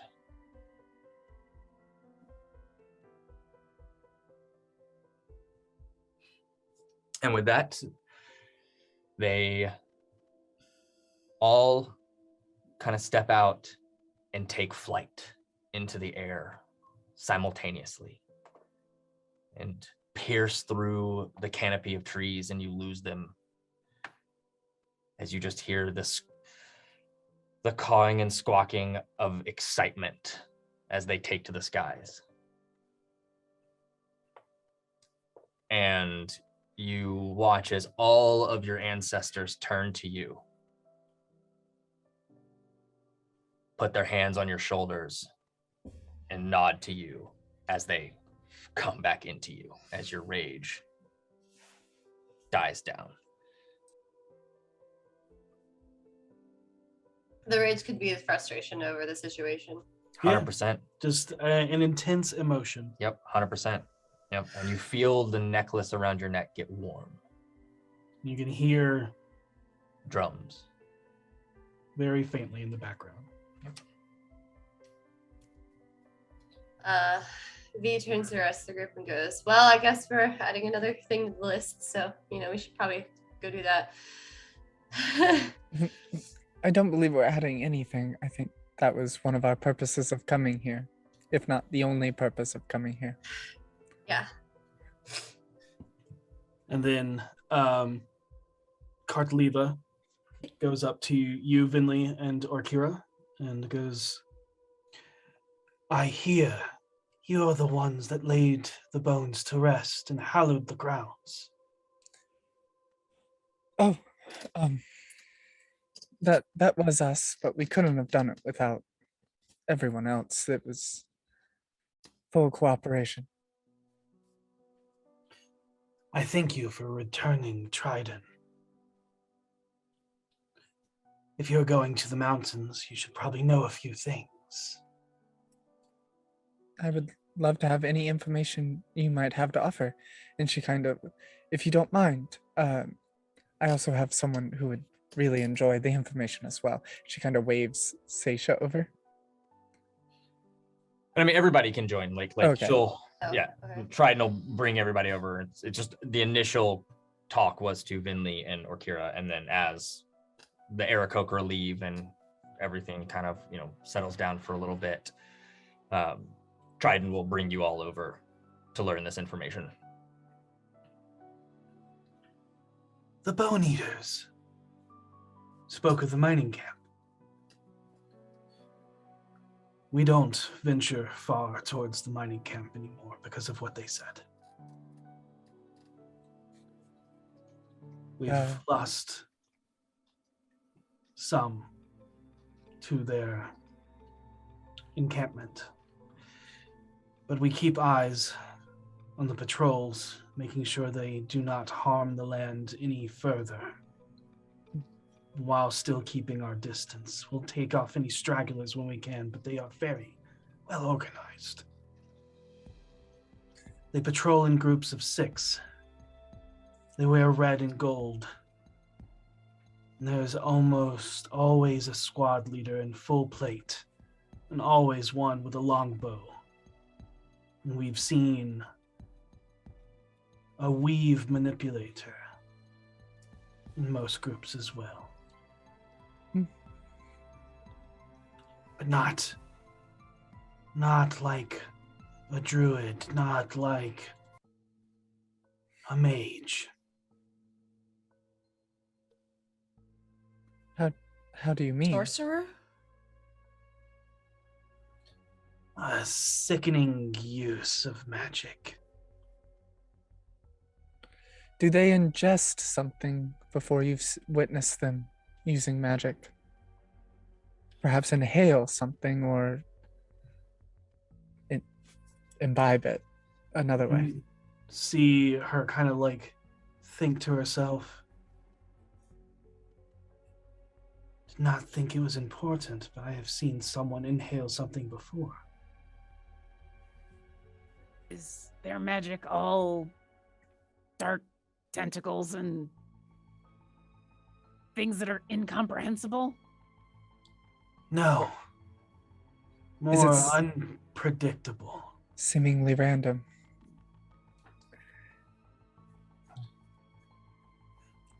That's very valuable information.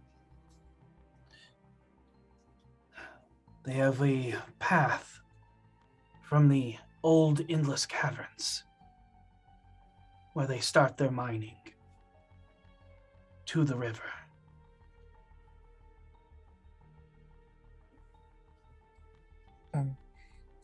They do not patrol too far away from the mining camp unless they are guarding a caravan heading to the river. Then We have what- observed several shipments of crates and barrels being loaded onto river barges. You might find a group there, so be wary. How frequently have you seen these barges come through and the caravans taking stuff to them? Once a 10-day. Has it happened recently?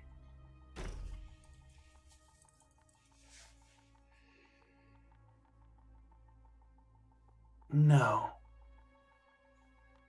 So they might be due for another one. You all know probably soon. because the 'cause- last shipment you saw was when you were leaving Succumber. I just remembered that right when you were about to say it.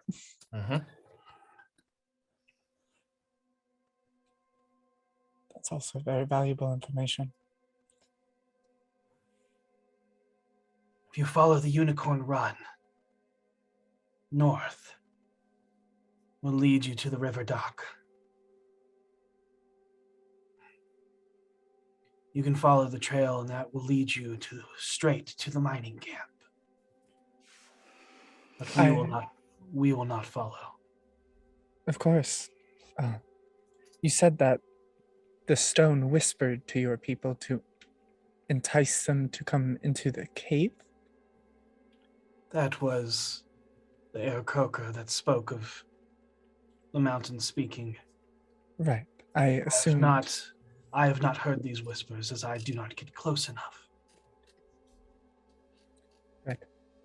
I will warn you that the trail is heavily patrolled and will take you directly to the mining camp. How many people are in the mining camp at any given time?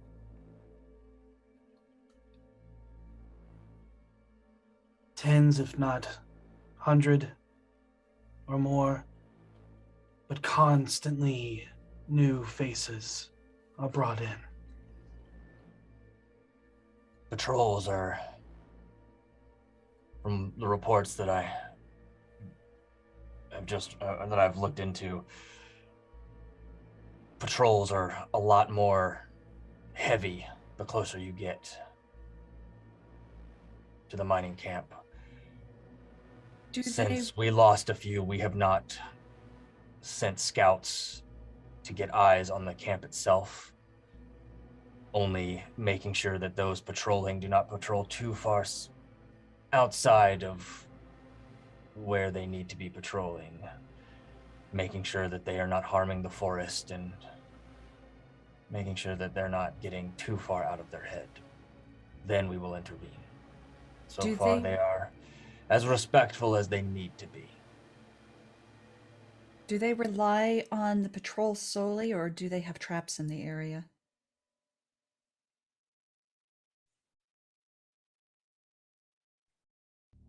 I have not encountered any traps, but that's not to say what could encircle the campment very much to Norda Hiru. Sure. Be warned, they have a big metal beast.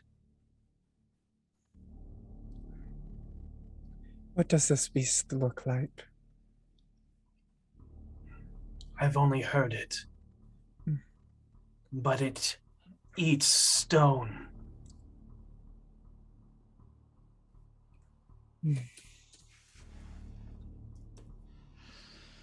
Does I just, for clarification, when you say it eats stone, does it consume it or does it just tear through it? Again, I've only heard it. Right. Don't know. Okay. But reports say it sounds like it is crunching the rocks to nothing. A horrid noise. As if the earth quakes in front of you. A landslide.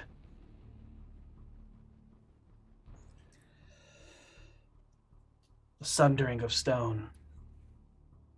Not something that is pleasant to hear.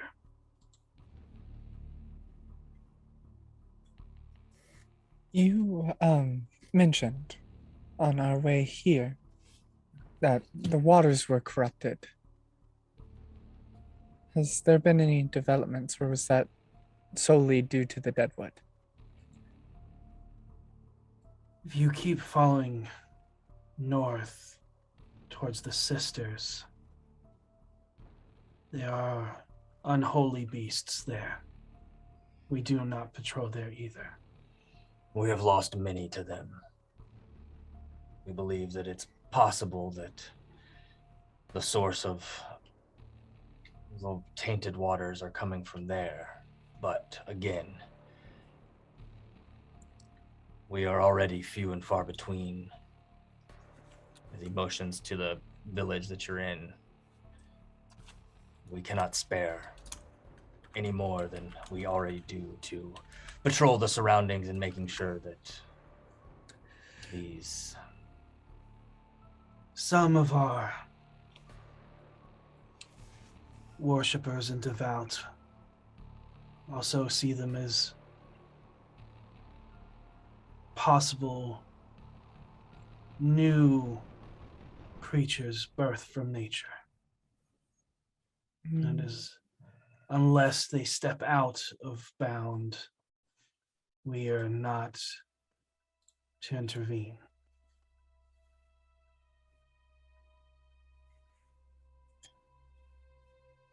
An owlbear is an ungodly monstrosity, yet they are a part of nature now. We do not wipe them out. Of course. Coral and those that gift life to it, we do not question them.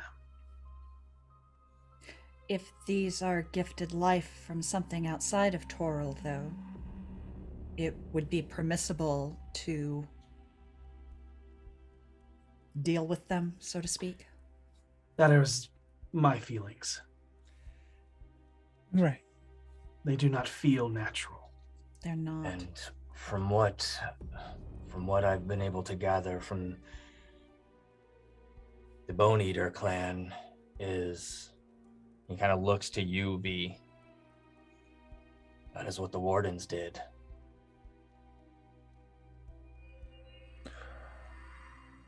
What? They cleansed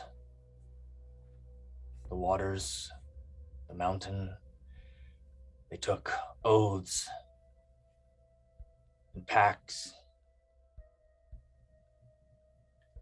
The sisters is watched over by her and points towards Eldath. That very much looks like Goliath. Oh. Okay. They're watchers.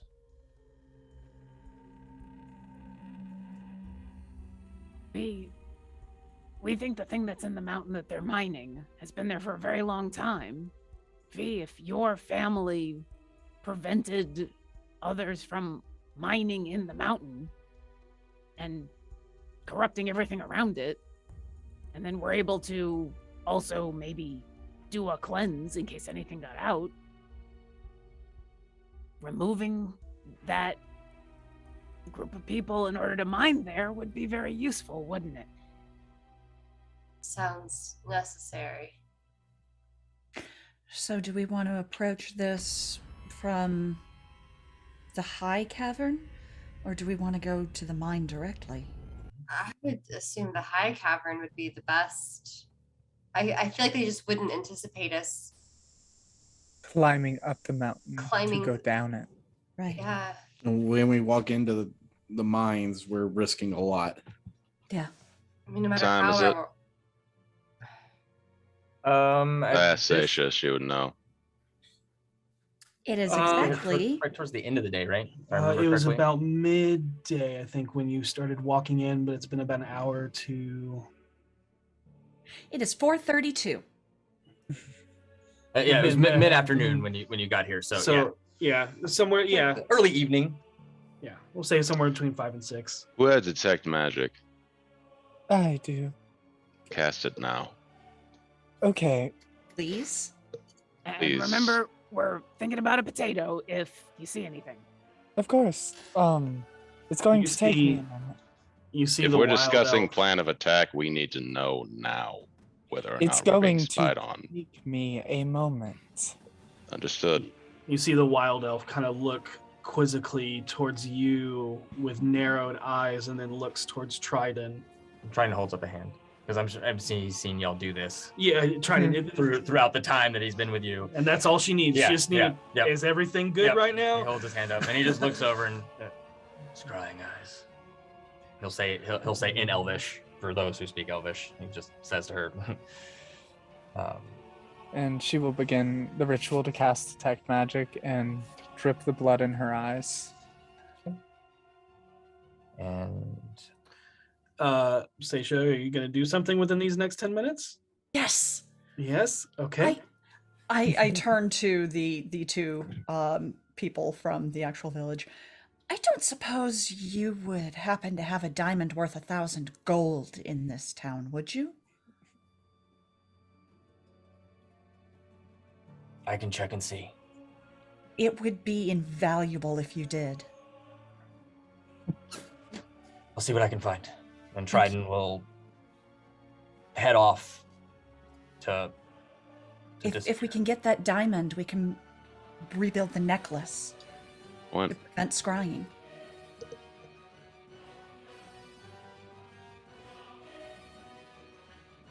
So after 10 minutes, Put in my blood contacts. and you do not see a scrying orb. However, this entire room lights up with divine magic. It like holy magic, not divining, but divine. It's just a little overwhelming. I should have remembered that we were in a temple to a multitude of gods. Probably a lot of smells. Mm. Yeah, your senses are just bombarded with magic. I think she like takes a big deep breath and goes, and the blood just kind of steams out of her eyes as she releases it, and she's like, I couldn't. I'm sorry. It's overwhelming. Did you see anything? There was nothing other than the holy magics of this place. You know, this place is hallowed. No, it's hallowed. It's hallowed grounds, which is not surprising, but good nonetheless. Shortly thereafter, Trident comes back in with a forest gnome. And you can see about 3 feet tall, kind of darkish, like olive skin, but with like vibrant green, almost grass-like hair that just is all sorts of directions. Cool. Big eyes and just a grin on their face. As you see a backpack. The backpack looks like it's made out of like large, almost banana leaf style instead of leathers. And you see this here is allow me to introduce Del Wildwander to you. Del, hello. Hi. Hi. Wow. So not a lot of outsiders. So how welcome to Norda Haril. Am I saying that right? Norda Haril? It's right. Okay. It's wonderful to meet you. I say in Gnomish. Well. Wonderful to meet you as well, as he says in kind of broken Elvish. It's more comes out like meet wonderful you. She accepts it and she's like, So welcome to the Everglade Garden Temple. I'm sure they've told you all about it. This is the Oak Lord, Leaf. Really, I'm messing this up. I'm so sorry. Just, it's fine. Just tell them what you want. So I was told that you're looking for something in particular? Yes, we're looking for a diamond that's quality of probably around 1,000 gold in value. Well, I don't know its like actual worth in the sense of like you're from the city. Trident told me things work differently out here in the forest. It's all about bartering. So it is a very nice stone. I'm sure it is worth the amount that you need. But I can't make this trade unless you give something of equal worth value. Sure. Preferably something that will help Nordahiril. I could exchange a couple smaller diamonds for it, the sort that are useful in bringing people back to life. Yeah, that sounds perfect. And I will pull out, where are my diamonds? Oh, they're in my thing. Where are they? So what is a city like? They are. Oh, it's very loud. It's And got it's big statues. It's got big real, statues. real big statues. There's water. A lot more to do. A lot of people in a very small place. That's the first thing you've said that's different. I pull out, I think I have it recorded that they're each worth 500. Okay. So I pull out 2 of the diamonds. Okay. How many of those do you have? Just so I still have 4 left. Okay. Oh my. Yeah. God. You have bought a lot. Right Spent all before my leaving- gold on diamonds. Yeah, right before leaving Waterdeep, and then the caravan that you met along the way. You're like, how many diamonds you got? We're buying them all. Okay, Take them all. We Note just to got 10 grand a self. piece. Let's do this. Yeah. Note to self: if Seisha ever goes down, grab her bag. And bring me back. That's the end of that In sentence. this, Also in this do that. hypothetical, I'm out of spell slots. What can you do? Oof. So this is funny. Little jabs, love it. That's great. So apparently a city is loud, big statues. It has water, and then the only thing that's different from a forest is that there's lots of things to do. There's lots of things to do here too. But apparently there's a lot of people in a small amount of space. So And it smells horrendous in most places okay, in a city. That's different. That's But different. there are so many things to capture your imagination and entertain you. It's amazing. Have you been outside? I have, For a but very they're long different. It's things like mummers, like performers, and there's things like museums and art galleries.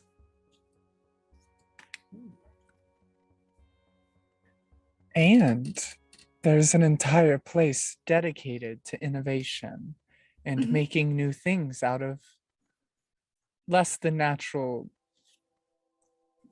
ingredients. Yeah, but not Metal. like the creepy mountain unnatural Right, stuff. right. like- Just Yeah. worked metal and Mhm. that kind of thing. That reminds me, actually. I wanted to ask one more thing about the big metal beasts that eat stone that we were talking about. I know no one's actually seen it; you just heard it. But do you think that's actually in the mining camp? Possible. Or in the entrance. Okay. Not Does this sure. sound like any other thing I've ever heard before? Machine, something I've seen on my travels, perhaps. Ugh. I I would only also say like, that I've been around the Temple of Gone enough to know Right. machines do shit like this. The closest you could get is that dragon you guys disabled. Yeah. Hey, they did say there was a dragon down there. They That's did. why I asked, is because I thought he stole the Temple of Gone dragon and is using it in his cave now. Fair assessment. But other than that, not really. And so wait right here, and I'll go speak to my friend over there. And you look, kind of sitting on the ledge of one of the windows is a raccoon.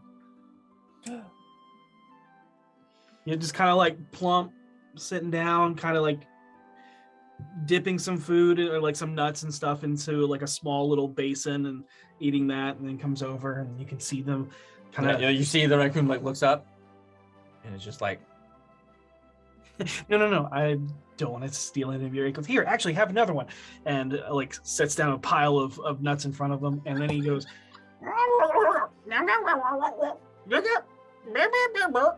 Here you go. Hands over another like little bag of nuts. and you see the raccoon just scurry down and out. And then a few moments later comes back with a small Couch.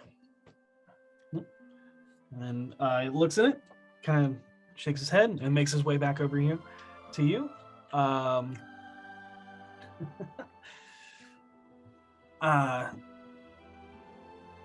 This work for you? And pulls out a diamond. You can make an intelligence check. Absolutely.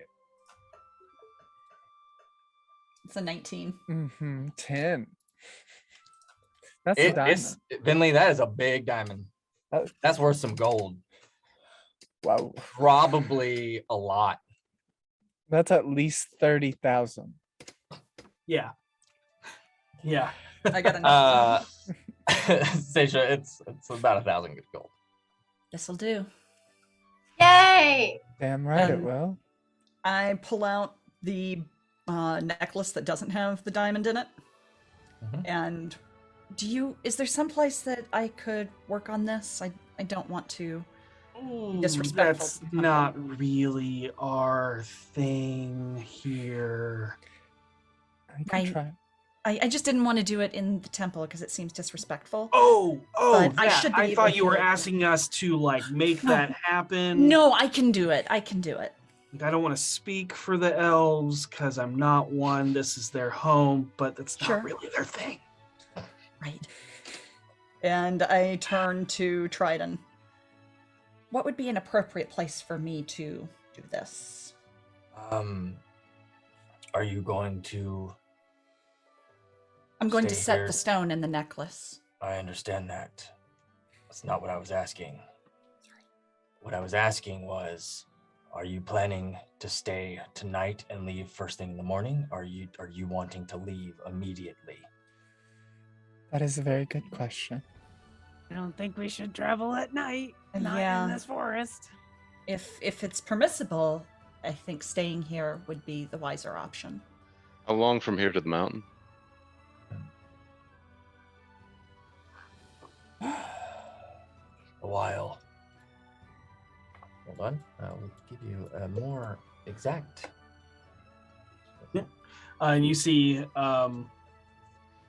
the gnomish man kind of look at the diamonds, like looks through them. You see his eye get massively big as he looks through it. Yeah, that looks about right. So you're going towards the mountains. They've told you all of the whispers and rumors and scary stuff. You talked to the Bone Eater clan. Yeah. Yeah, that sounds great. Good luck. Thanks. Wouldn't want to be Yeah. Most people Fair. don't want Love to the be voucher us. confidence. Oh, you bigs got it. I don't, but that's not me. No.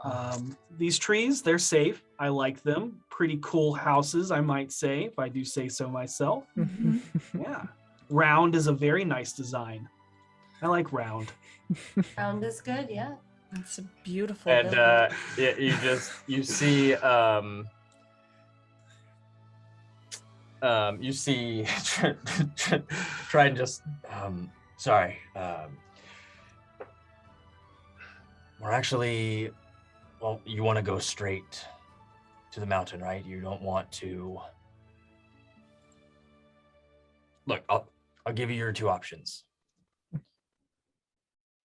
If we take the Unicorn Run to this dock and take the road up and then venture off from the mining camp from there, it will take longer, but we will encounter probably only these patrols. That is, you're probably looking at, kind of again, does some just quick calculations in his head.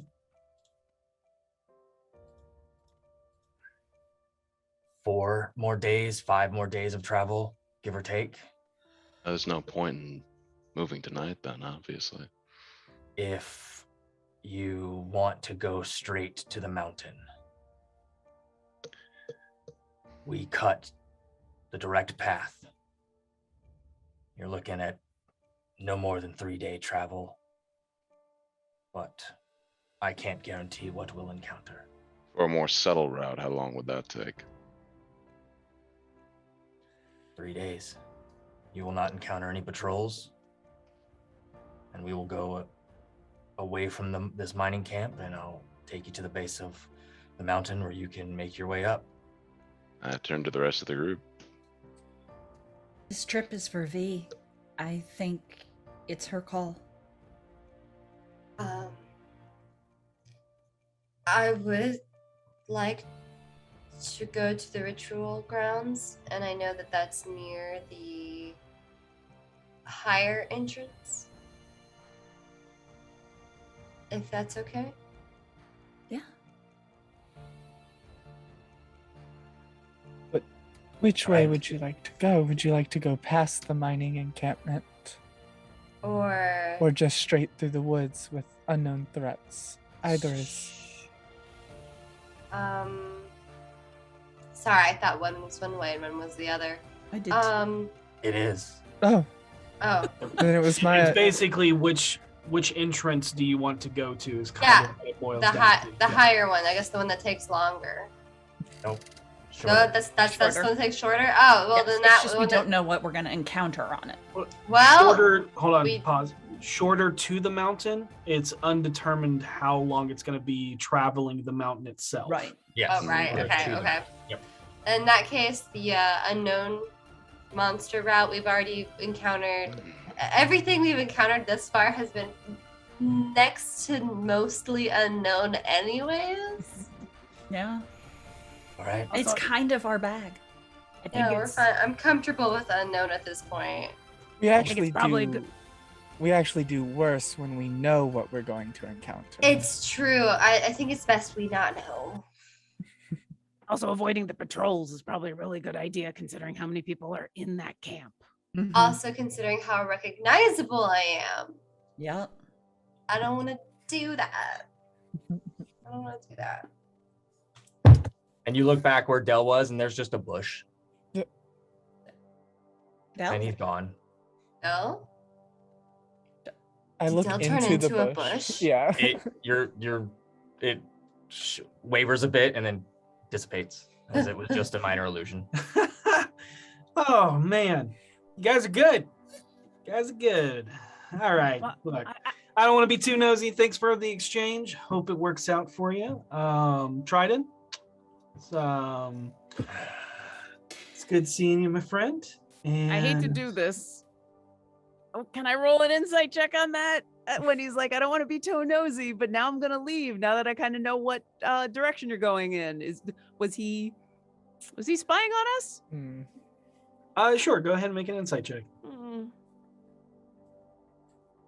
Not my best. 15. She rolled a Um, 1. Kind of hard to tell. I'll just- There's no malice intent to him or anything like that, but Yeah, I'll give you that. There's no it's malice. more mischievous. Okay. All right. Thank you so much, Del. This was a huge help. Hey, I like just being useful. So, We're very useful today. We'll keep you in mind for future transactions, she says in gnomish to him. Farewell. well, I mean, just keep in mind that these are not for me. Right. And and he'll scuttle on out the door. Trident will turn back to you. Leaving now or in the morning. Morning. right. Trident will take you to kind of out of this and down and up another tree to a small house. And he takes you to his residence where you're more than welcome to sleep tonight inside. And as you're passing by each of these resident houses, it's like open floor plan yurt style. There's that beam in the center that is either the tree itself or a branch that is built off of, and then the rest is just kind of open area. Yep.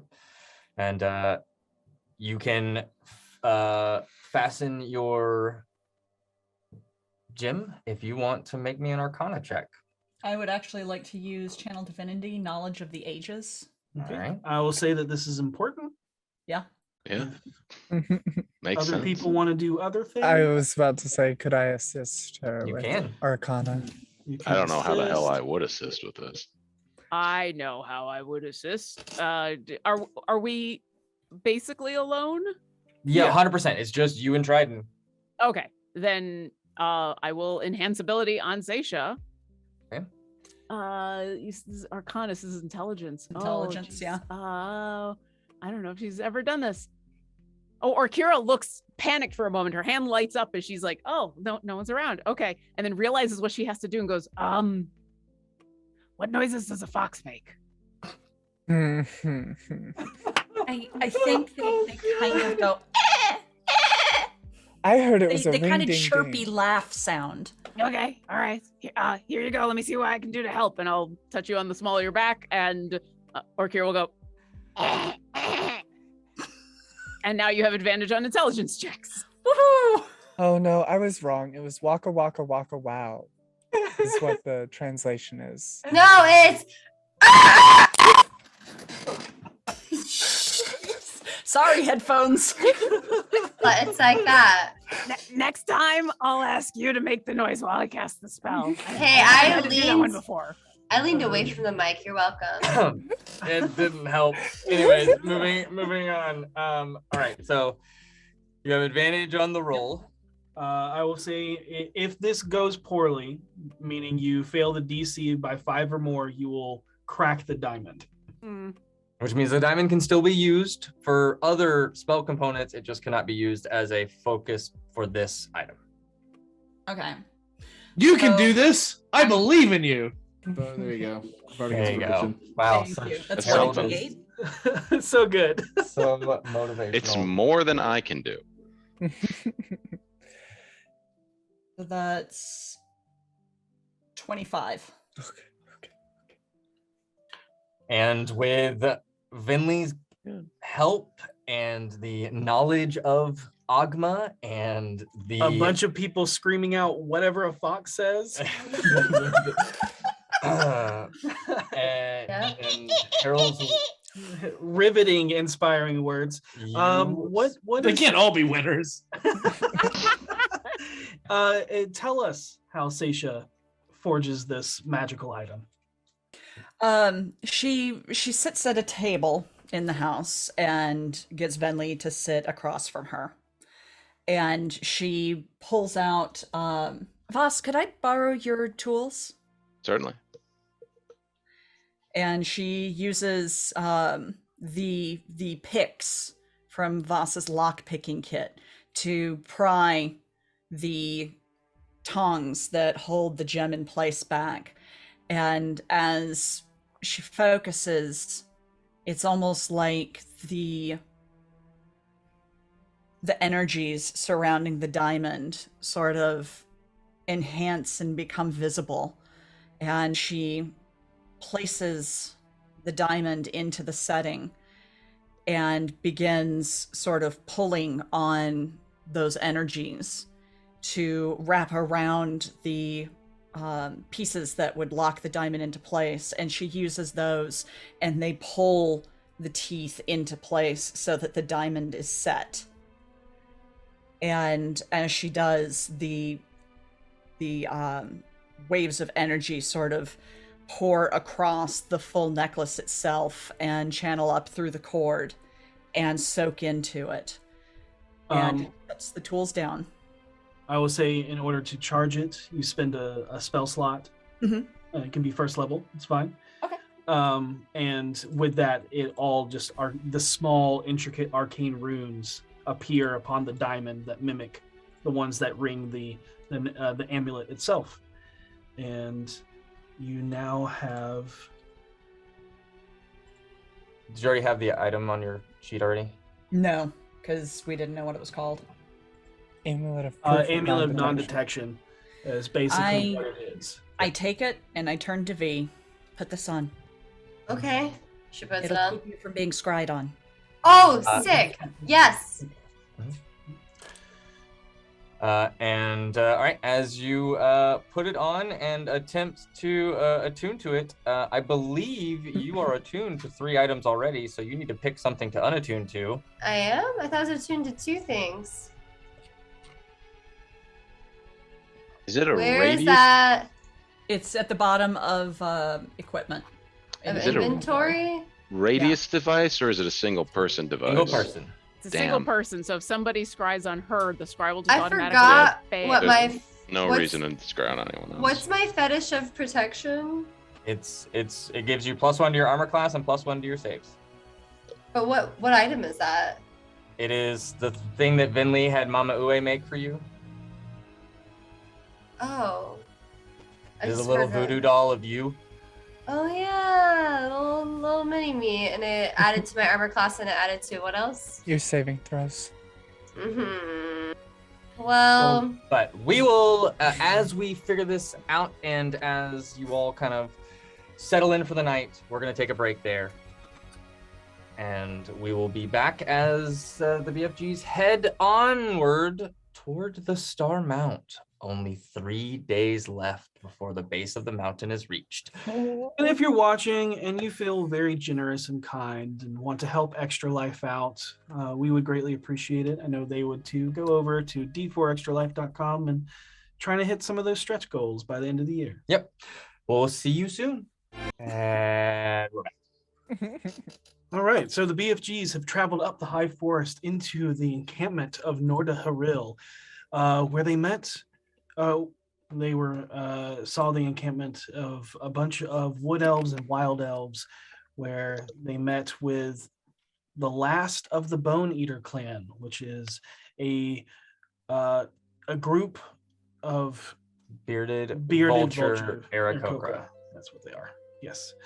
And another wild elf scout that gave them some information about how the shipments of the amber and the Gathalan steel parts are being shipped from the mountain to the river, and what dangers lie ahead. Trident then gave them the option of taking that route and entering through the mining encampment, or taking the more secluded route up to where the Arakocra spoke of the ritual area of the Rite of Varix. They saw the Goliaths disappear into over 20 years ago. And we pick up as some items have been exchanged. V has now 2 necklaces around her neck, a diamond amulet and the antler necklace. So you have attuned to that, just so you know. yes. And Voss, you now have the ghost lantern that you can attune to. Sweet. Yeah. If you want to add ghost lantern to your equipment, you can. And V, just make sure you remove the ghost lantern from your character sheet. I did. Perfect. Everything's coming up, Voss. V, how many more necklaces do you need before you have the same number as Harold? Oh, I'm gonna need at least 10 more. At least. At least. Honestly, So my neck muscles are kind of insane. Look at this. V notices, loves the diamond, looks fantastic, notices that it could possibly make a little bit of a target onto me if anyone were to just come up and be like, oh, hey, giant lady with an enormous diamond on her neck.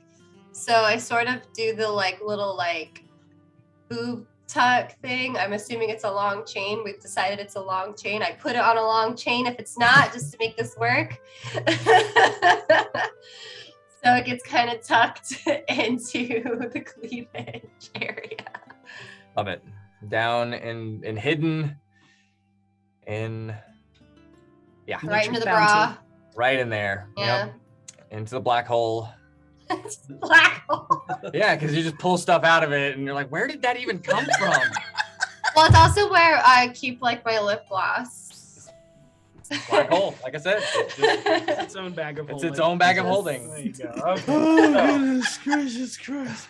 I have a pouch of gold on this side. You guys, unless there's anything important that you want to do while you are sleeping in Trident's home that night, otherwise. I would like to steal everything in the house. No. Cool. No. I do want to quickly like run down to the portable hole, make sure everyone's good inside, make sure they haven't fully eaten this corpse. It's the bra of holding. Amazing. Gotta make one. So you recast your spells to make sure that your undead friends do not turn against you. Everything like that. Anything else happening tonight? If not, we can move straight on ahead. Seisha says a prayer to Ogma to protect her from the consequences of knowing Bozka's true name, because she knows it in fulfillment of her oath, and she's a little freaked out now. So she says a little prayer to Ogma, asking for his aid. Okay. You have a little prayer. Sometimes things aren't answered, but Yep. you know it's heard, at least. It's faith. You don't need an answer. Exactly. Does God answer all prayers? Yes, but sometimes the answer is no. And then if everybody wants to hit the long rest button. Yay! 100%. Or Kira wakes up from a sweat-inducing dream of her stealing everything in Trident's home for some reason. I don't sweat often, but it's disgusting. How do you deal with this when it happens? Ugh. Yo. I do, before we leave, want to mention a possible strategy to you all. Yes. Over breakfast, if we wish. I'll make it. It's going to be alarming when I suggest this, but trust me, I do not do it lightly. Lowe's exact wording when she told us to kind of pursue these heritage was to speak to the Khan. And as far as any of us are aware, he might have passed by now. Are you suggesting seance? Not here, The ritual site. the ritual site, because as you know, I get possessed by spirits in the area. So, I don't hypothetically, think Bozka was in the area. yes, he had a very Should've strong said the name. attachment. Sorry. He had We're a much very closer to the Amber King, though, aren't we? Yes. Who knows what that'll do? Yeah. I don't like the idea of doing a seance. right. None of us like it, but if it's necessary, how are we going to do the rite of the Varix? I say let's table this conversation until we can see where we're at, and until we know what awaits us in general. Of course. Yeah, because we could say, oh, we'll do it when we get there, and then there's like goons all over the place. It'll depend on how desperate we are in reality. Right. I just wanted to bring it up so that Yeah. we were all thinking of it. Nothing wrong with bringing it up. Thank you for bringing up this option to the group. There could also be a couple of ways that we can try to find out whether he really is dead or not, which would help. I Right. mean, I've had bad luck with asking the Phoenix about people being alive or dead, because apparently around here that's a question. But maybe there's other ways that we can try to nail that down, because if we can figure out that, that'll help a lot in making your seance decision. For all we know, we might meet a Veterak on the way into the Holy Grounds. How And crazy would that be? It'd be great. Very convenient. So wait. There are people here who knew that Khan, right? yeah. Potentially, so. yeah, I think so. Could we get some information about what they look like? Maybe we can try to scry on him. Khan? I mean, didn't the Arakocra say that they only saw him when he was 13? Yeah. It's a Right. long When the time ago. Arakocra was 13. Right, that's what I'm saying. When the Arakocra was 13, that Arakocra has since grown. Yeah. You all can roll a history or a nature check. I guess We'll I'll. try. Oh, I can attempt another history check. Get in go there. ahead. Oh, that's a 16. Hell yeah. You beat me by 1. I got a 15. Oh, I do get +4 to history. I did have private tutors. That mysteriously disappeared. Anyways, you both know that Arakocra typically only live to be around 30 years old. And so the elder is probably about 33. And he said that it was alive at 13, which would be like well into their adult life. It'd be young adult, but adult life. And you know that the way that the hierarchy of Arakocras work, at least in these tribe clan systems, is that the oldest is always the tribe leader. The second oldest is always the shaman. All hail the almighty tallest. The oldest. But that's how it works. So you kind of can get a gauge on their lifespan and how they perceive time. I turn for his say, if we're gonna have any conversation with the Arakocra, I point to Vio Miliana. You're the leader in this. You're the one they respect and look up to. I guess I'll ask him. I don't think the rest of us would get anywhere with them, honestly. They seem to put a lot of faith into the wardens. You look like one of their gods. I think that means a lot. I don't think it's really gods. It's just, protector. I'm not immortal. Except, I guess bringing the spirits in front of them seemingly back to life probably did kind of give that image. And I did not think that way going through with this. Everyone is immortal until proven otherwise, technically. I think in reality, they probably just have a lot of faith in you. I mean, we've done a lot to get here. I think you should have some more faith in yourself. You really are a warden, a protector. And you've been protecting people ever since you left your house. Yeah. I guess. Continue. Sorry. I guess I just never thought of myself as like a protector of the mountain. Hey, This is a new part of your journey, and so you're finding new places and people to protect. I've seen you fight. I've seen you throw yourself in front of your allies, your friends. And I've seen the spirits of your ancestors stop a death blow to one of your friends.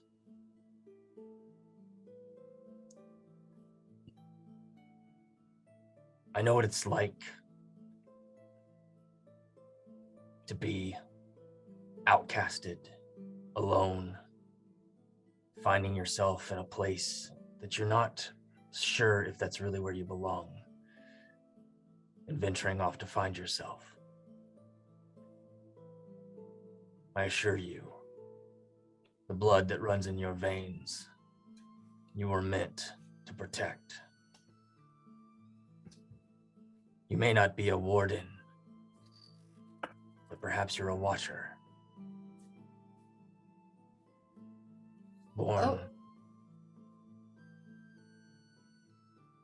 to guide and protect those from the threats that come from beyond.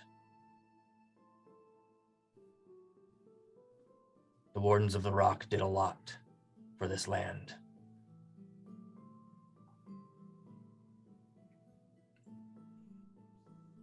And when all thought was lost, here you come. It's not a coincidence.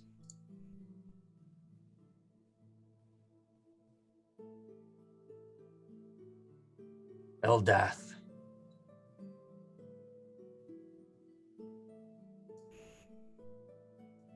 Guides you.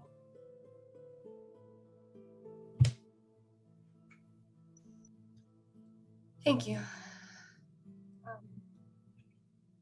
half the time I feel like I don't even know what I'm doing. None of us do. And all you can do is walk one foot in front of the other and learn with each step.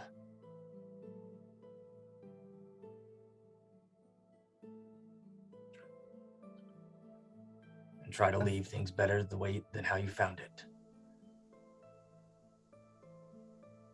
Okay. The forest will always flourish. If left unattended, it will grow wild. But even maintained and cared for, the beauty that resides on the surface is unlike anything you'll ever see anywhere else.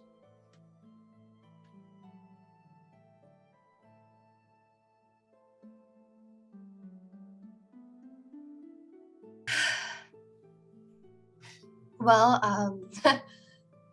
I guess we should go ask.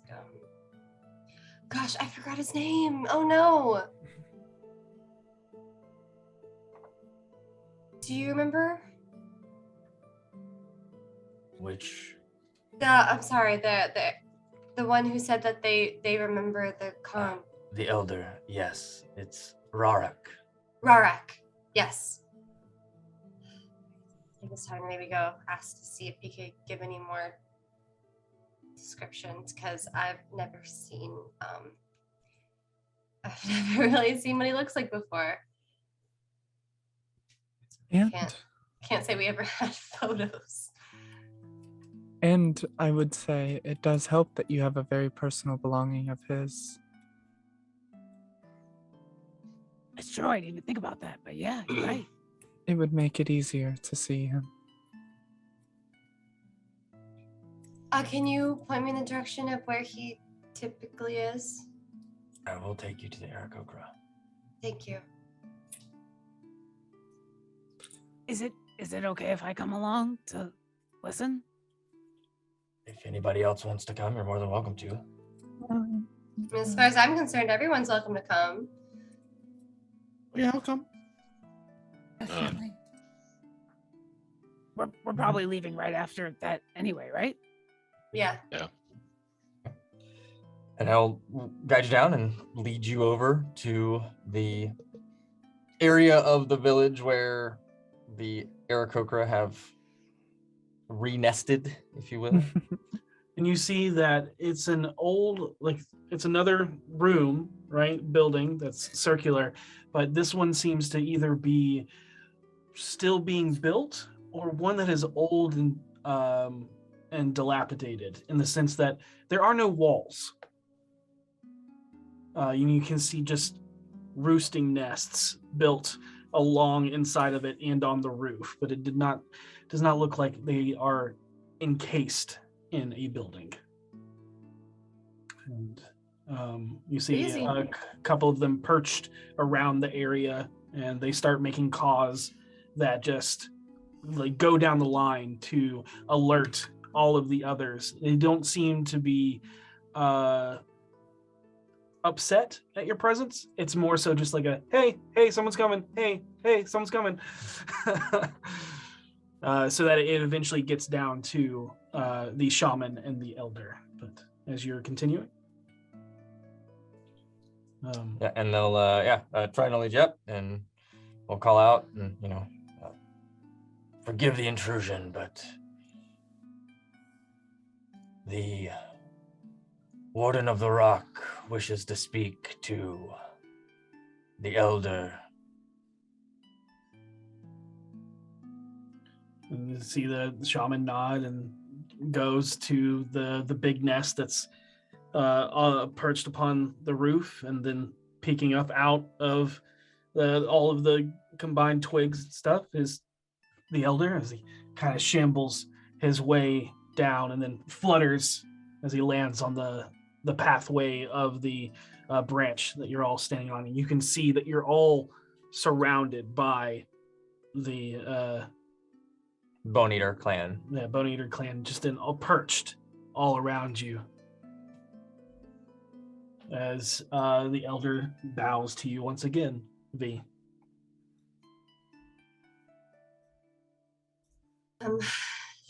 Sorry if you were busy. I just had a couple questions, if that's okay. It's about the Khan and what you remember about him. Points towards the necklace. Khan. Yes, but Khan Tomac. Tamak. Khan. What do you want to know? Anything you remember about him?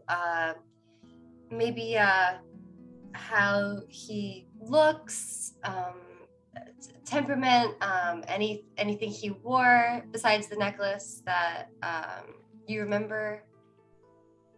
Okay. And you see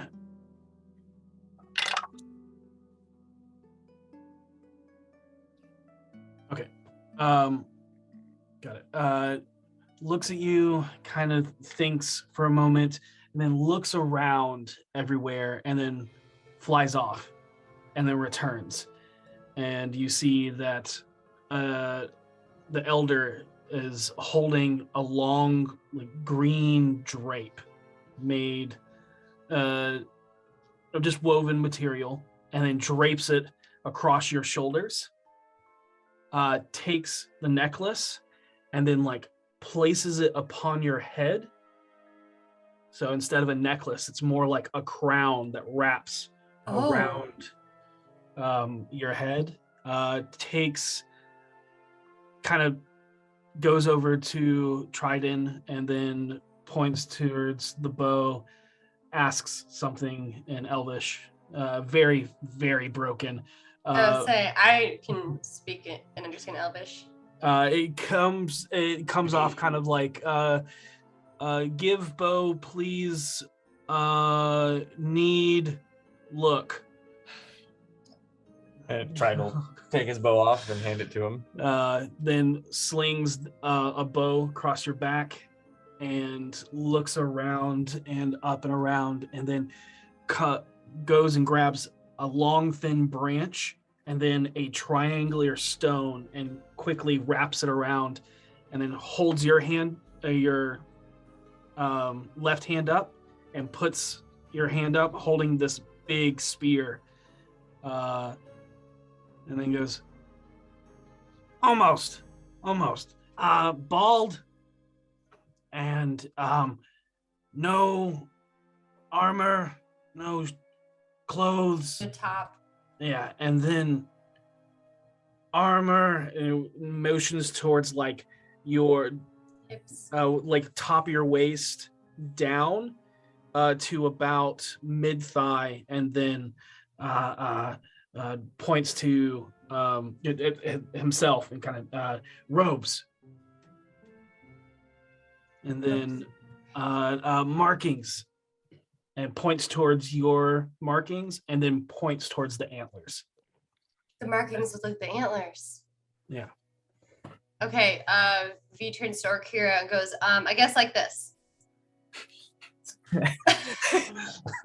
Also, looks at Harold. Is this not a necklace? It's a crown.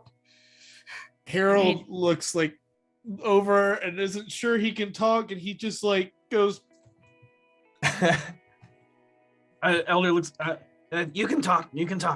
Oh, I think you need to. I think just imagine it with the antlers, and then Okay. Thank you so much. I really turn to look to Seisha and be like, "You heard the description entirely, right?" Perfect. That's all we need. Okay. So I guess I give the makeshift spear back. Okay. It was made from a branch and a broken rock. Yeah. Tridon will take his bow. Yeah, gives the bow back, puts the crown back on as a necklace. It's possible his head was just much larger than mine and it fit him more as a hat. I also kind of look towards Orkira. Is there anything else you think we need to know? I think that's probably as good as we can get without knowing the person directly. Okay. But this helps. Thank you. This helps a lot. Thank you. This helps so much. I'm hoping maybe he's still out there and we can find him. And they all kind of, Tamak, and start prancing around again. And you kind of see them all. Anything else? Out of play question. Do we know how long it was ago that the Vetorox went into this cave? Yeah, 20 years. 20 years? Okay. That's what I thought. Thanks. Confirmed by Penelope. Yeah, I remember hearing that earlier now. Thanks.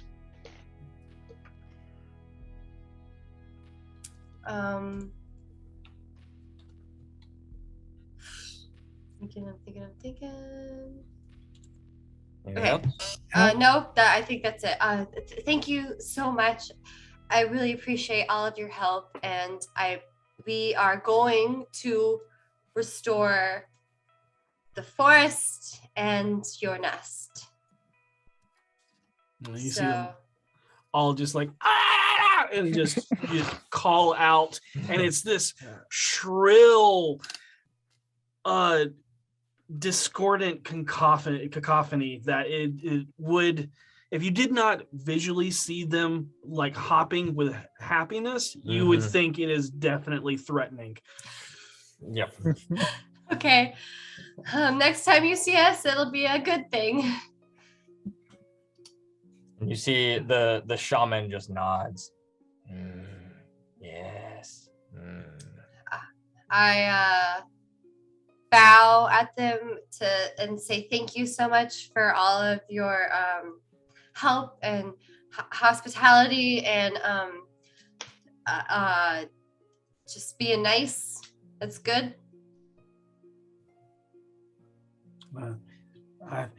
Thank you for hope. I'm glad I could help. And are we just on autopilot level? Are we leaving now, or is it? Yeah, I think so. Yeah, it's morning the next day. Perfect. Cool. Oh, I was we making stay sure it was. longer. Yeah, and Harold will look to the others and say, "I think we should probably get on that now." All right. Thank you you, so everyone. much. Goodbye.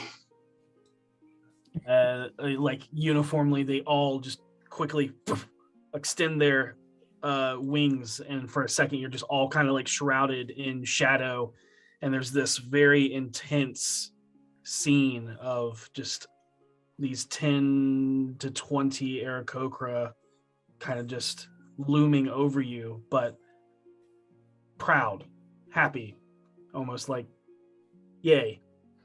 Yay. Harold looks a little intimidated at first, and then kind of goes, Yeah. Oh, it's definitely intimidating. Yeah, Like the wildlife around is just silent. Well, all of those sing-song birds just kind of go quiet for a little bit. Yeah. Like, Well, Kara's gonna take a second and try to bow back at these Arakocra, especially the elder, in the same way that the elder bowed with their wing, like put it out and put it down. Is going to do her best to mimic that as respectfully as possible. Oh, yeah.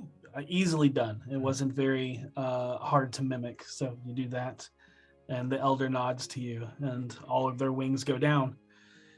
And you venture forth deeper into the woods, unless there's anything else you absolutely have to do in North Haril. As soon as we get outside of their little place, Vinley's like, I really like their whole style about doing things. It's very straightforward. As she's like walking out, I just love their culture. It's fascinating. As the scene closes to black and then reopens and we're in the middle of a fight. So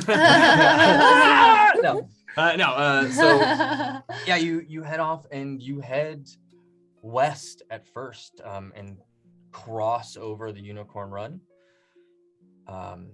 and head deep into the forest of the High Forest, into literally uncharted woods. There's as you enter into the thick of it. Into the thick of it. Into the thick of it. There it is. Hey, I all right. appreciate it. I That's the name of the appreciate it. episode. And that's the Yep. name of the episode. End of the Wow. Hey, it's a Uh, title. But unlike the heavily overgrown trail that you were following once you got past the stronghold of the Nine, past the confluence that led up to the Sorrowwood, this is full-fledged forest. There's, again, it's hard to tell if he just knows exactly where to step, or can read the forest, or if the forest itself is just slowly bending its will through a breeze, kind of moving some trees out of the way or something like that as you navigate without heavy impediment. Yeah, and it's maybe the forest itself knows that where you are headed is to aid in cleansing it. As the first day's travel, there's no impediment, there's no threats, there's no prey, no like hunters coming towards you. It's just serene. The forest itself is just calm. You hear birds chirping, you hear critters just moving, you see squirrels hopping, chasing each other across the trees, and other just the wildlife of the forest is just around. You see the owl that is always close to Trident. So you venture towards the mountain and you make your way to set up camp for the first night. And it's strange, because this is the first night, at least in the forest, the first night for a long time besides Uluvin, that you haven't had the babbling brook or the rushing water by your side. This constant drone that you didn't realize was there until it was completely gone, now that you're further into the forest. And tonight, although you are surrounded by this beautiful array of fireflies dancing through the forest, slightly illuminating the area as they dance among the trees. And you stay in a small grove where the trees kind of create this almost circle around you, where the grass is soft and there's moss growing that almost acts like a pillow or bedding. And you look over, and as you're setting up the dome or whatever else that you get, there's no fire, but the temperature is perfect. There's no need for it. And you see Trident actually by the tree line, and anybody who has a passive perception of over 15, you can actually see he is talking to what appears to be a squirrel. What if your passive perception is 15? So 15 or higher. And you see him like kind of saying something to the squirrel. Reading lips. He is speaking in Elvish, I speak Elvish. and he says, "Find them and tell him to seek out a group," and describes all of you and says, they need them. They need you and your brother. Find them. And you see the squirrel dash off into the woods. You get that, Seisha? Because I couldn't read the squirrel's lips at all. Yeah, no, I got it. Okay. I couldn't read the squirrel lips, but I got his, and he's asking for the brothers to come find us. Oh, it's okay. I read the squirrel's lips. It's a Oh, okay. That's good to know. yeah. Also, while we're stopped for the night, Seisha, you heard all the description about the Khan. Can you draw a picture of him based on that description? Yeah. I can't do a face really, but well, I guess I could. Let me. Oh, I know. And I will use knowledge of the ages to be an artist. I'll also say that you got its likeness or picture, and I'd say you got enough of the likeness Yeah. to get it. Just so you know, you don't. It's not likeness and picture. It's literally just so likeness or picture. So you got enough of the likeness to get the connection of a for that modifier. Yeah. Okay, that's good. I was hoping to solidify that modifier, as it were. Yep. You also have a possession or garment. V, do you want me to try tonight? Yeah, I don't see why we would wait. Yeah, I mean, hopefully we can get an answer. So the weird thing is going to be, if it's successful, I'll know right away. We'll know. But if he's dead, then I don't know if I'm going to tell the difference between my scry failing or not, but at least it's worth a try, and there shouldn't be any consequences. I don't think so, and I highly doubt anyone out there is similar. Maybe, I don't know. I mean, with the antler With crown, everything going into it, I think it'll narrow it down enough to just be him. Yeah. Okay. Yeah. Well, I mean, know his name, so. All right. And I will actually sit next to V, and instead of asking for the necklace, I'll just put my hand on her shoulder, so I'm touching both her and part of the necklace. Okay. Because she's a direct connection to him, and Yeah. that's, I know mechanically that doesn't make too much of a difference, but I think emotionally for Akira it does, to like have Love it. V to ground this scry on. And with her other hand, she'll pull out the gnomish spectrometer and say, all right, give me about 10 minutes and we'll see what I can find. You see Trident kind of like arch an eyebrow and look at this very mechanical object, not with disdain, just like, no, that's unique. Very foreign. Very, very, very foreign. Yeah. Yeah, Vinley will lean over and be like, don't worry. I have no idea what it is either.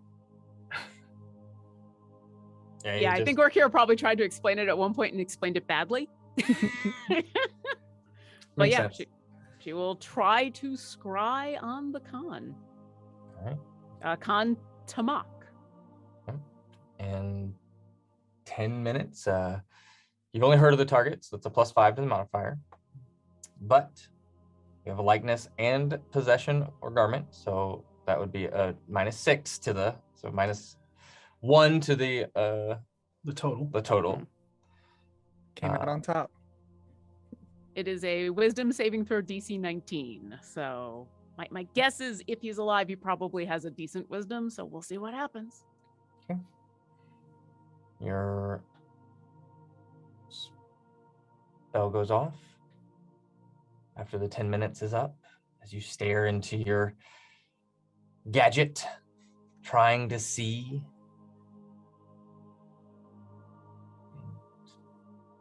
There's nothing.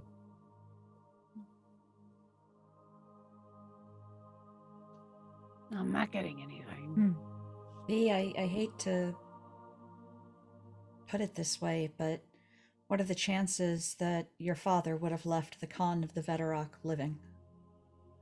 I didn't think he was necessarily alive. I thought the hint was a little weird. Well, if we think about it, I mean, if there's some of them alive, if Someone else I could were be the con. one, if I were the one who took them captive, I'd keep their leader alive, somewhat maimed, as an example. You cut the head off the snake. Or you keep it there to remind them. But Either even way. the strongest wasn't strong enough. You can accomplish. Sorry, V. Perhaps. Sorry, V. We can try again tomorrow. It's okay. We have a long journey. I mean, yeah, if you want to, I guess. When I heard, find the con, I really interpreted it as pretty cryptic. V, I think she was talking about you. Not literal. Yeah. I think she was telling you to find yourself. That's even more cryptic, actually. How does one find themselves? Walking in the mountains by themselves, I guess. Find your roots. That's what I'm doing. I think that's what she wanted you to do. I think that's what she was telling you. Was there actually a hissing noise, or was that I heard that an too. audio thing? Okay. It was an audio thing. Okay. I believe it was one of those Yes to simple, Yes to both. simple spiders that fell upon us occasionally. Another one. If you don't mind, I'm more concerned about one of those big snakes. Before I set up the hut, I'm going to take a little trip away. I'll leave one of my familiars with you, just so you'll know that I'm okay. There's just something I have to do. Okay. Thank you. And she just kind of curtly walks a little bit into the forest a little bit more until she's like out of sight. Maybe to perhaps a smaller little bit of a clearing where there's just like a couple trees gone to where she can see the sky. What's the phase of the moon? Is it a new or full moon? No, it is not. It just recently was a full moon on the 30th, so it is currently waning. Okay. Minley will cast Flock of Familiars at a higher spell slot so that it includes the bat this time that she's been holding on to. And she will completely disrobe and send Phelan, the bullfrog, away to go sit with her companions. And she begins to sing in Elvish, and she dances under the moonlight for the first time in over 200 years, or roughly 200 years. And she just takes an hour to kind of give herself up again to nature and let the woods and the wind move her again, as she is surprisingly feeling really connected to everything around her all of a sudden. I can roll a performance check because she's never been good at this. 7. It's not great singing or dancing this time, but It's been a long time, but it's not. Your steps are a little bit misplaced, but the heart is there. and she ends it by just kind of gently falling back into the grass and watching the moon. She just lays there in silence. And then eventually she'll stand back up, put everything back on, and then just rejoin the group like nothing happened. And then start erecting the hut.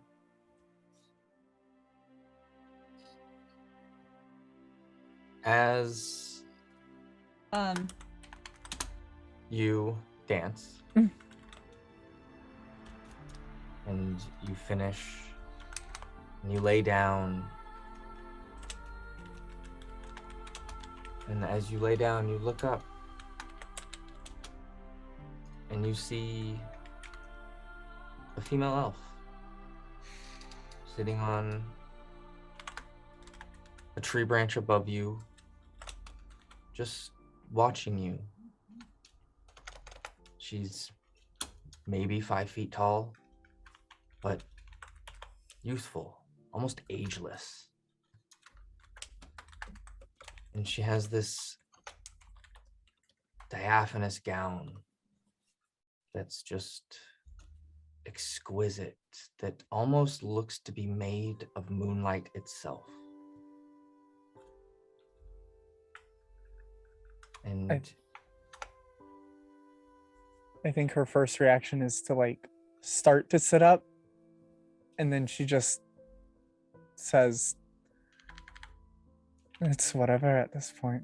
And she just like gives herself up and just starts maintaining eye contact with this person, just laying there unmoving on the ground.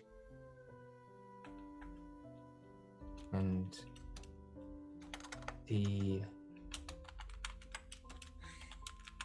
dress that's falling off, you actually watch as almost like the threads of fabric begin to pool into a liquid, and it drips down, and it hits you in your forehead, and just for a moment it causes you to blink, and when you open your eyes, she's gone.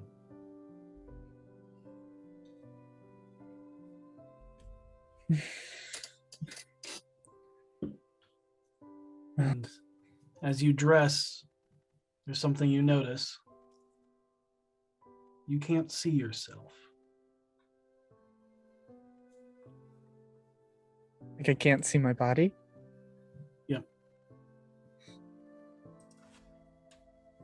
Can I see my clothes once I put them on? Not when you put them on. Oh.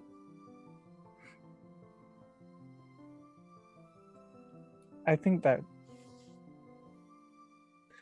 I don't know how she reacts to that. I think she actually just pauses and says, "Thank you. I have an idea of who you were, but thank you." And she looks to the tree and smiles, finishes dressing, and enjoys not being visible for a little bit, and then heads back and sees what she can do to her friends while she's invisible if it stays invisible.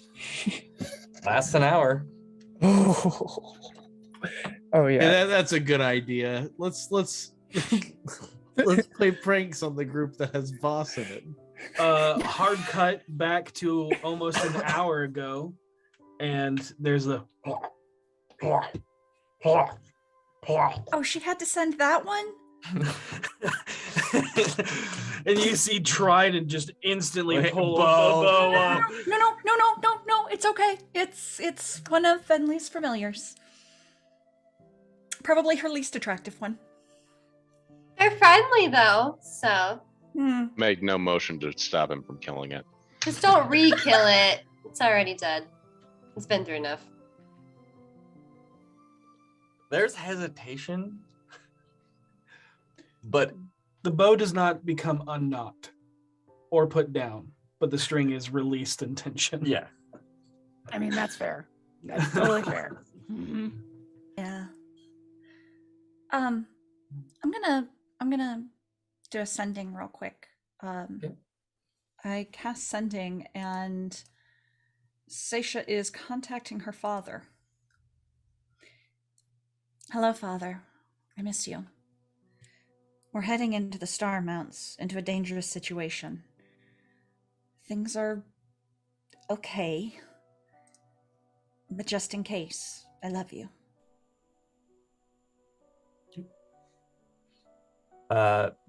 You get a response. Ah, it is so good to hear your voice.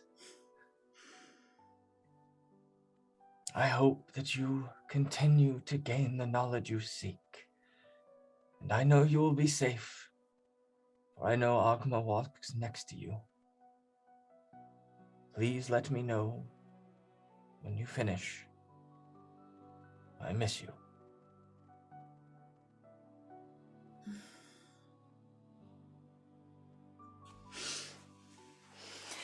Oh. Okay. Anybody else? V sends sending to Rainier just about I guess as best summary as she can about the day, about like, you know, I guess she's a warden of the woods now, or of the mountain, or of the rock. It's of the rock, right? Yeah, it's of the rock. And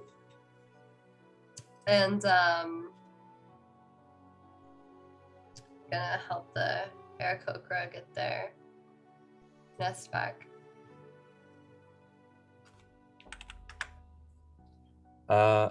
You get a reply.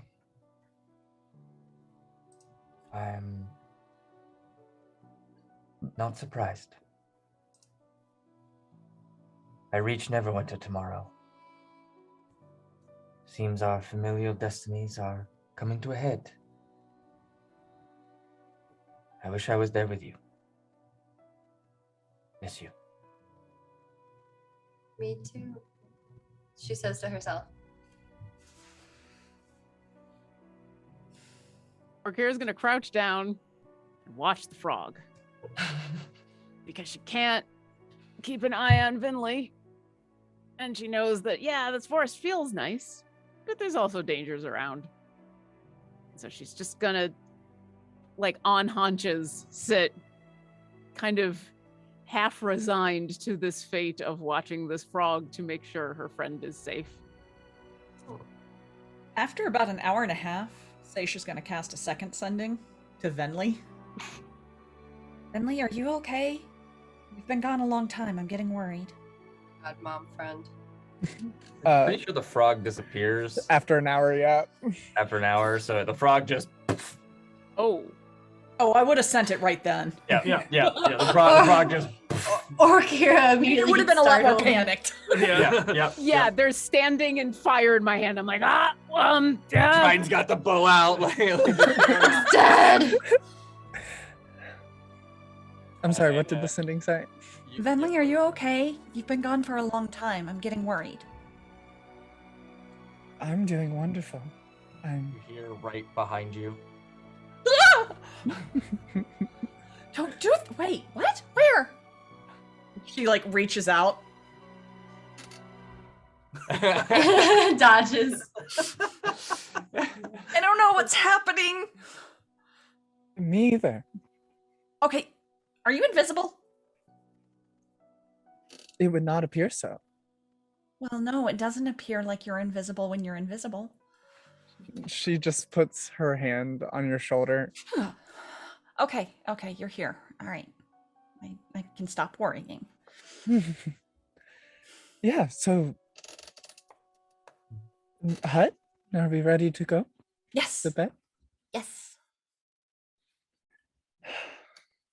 You sound really happy. I am. I'm very happy that we're here. Good. I'm happy we're together. And then she sits down and she starts doing the casting, like the ritual casting of the tiny hut. As soon as you begin casting, you're not invisible anymore. Is it begin casting or finish casting? Because it says cast a spell. We'll say in. So the ritual kind of begins and no one knows where it's coming from except for the lines in the dirt that are being drawn with a little bit of blood and stuff like that. And then as it starts to kind of smoke up from the ground to form the hut, she's standing in the center of it, staring up at the sun, or wrong, standing in the center of it, staring up at the moon, and she just kind of gives like a wistful smile to it as it just encapsulates her.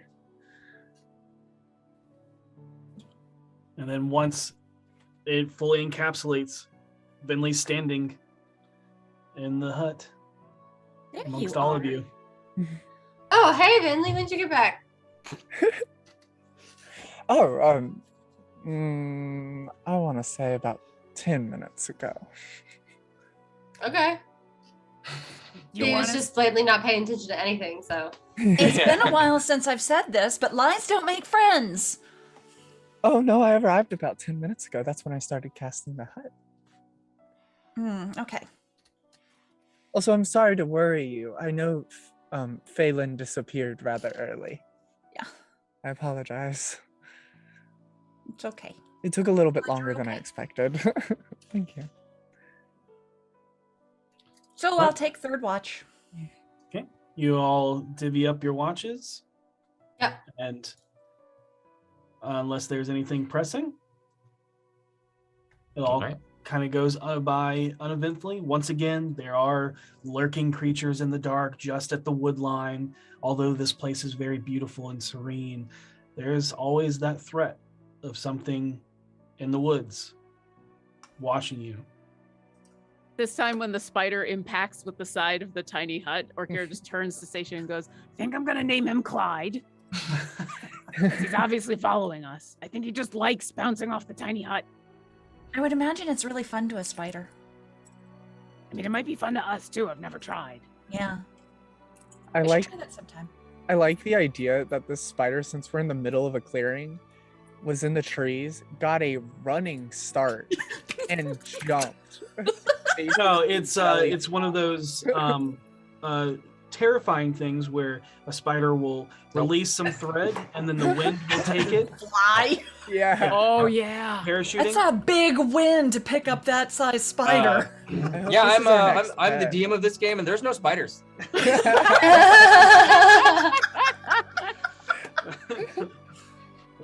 Oh, I'm sorry. That was a squirrel. I'm gonna name that squirrel Clyde. Seems to be following Squirrel us. with the infamous Squirrelder. Yeah, I'll take that. There's a squirrelder. Anyway, Listen, squirrels are deadly. Well, yeah. As you pick up the next day, and you venture on into the woods. Don't you mean into the thick of it? No. Yes, I do. I hate to leave, but I have to though. Well, technically, we are going into the woods to grandmother's house. Just saying. Unfortunately, we're not grandmother's home at your before grounds. We could just sing the entire musical right now. I'm Yeah. prepared. I got my 15-minute oboe. opener. Yeah. We could do this. You know, for some extra life donations, no. So, anyways, Musical episode. D4 musical episode. You traverse, keep going. You are brought around some areas where you know, a little bit of water table has seeped up. So Trident takes you around that, something that you probably wouldn't have even noticed if he wasn't there. Takes you around some thick, heavy briar patches and razor vines that does not affect you.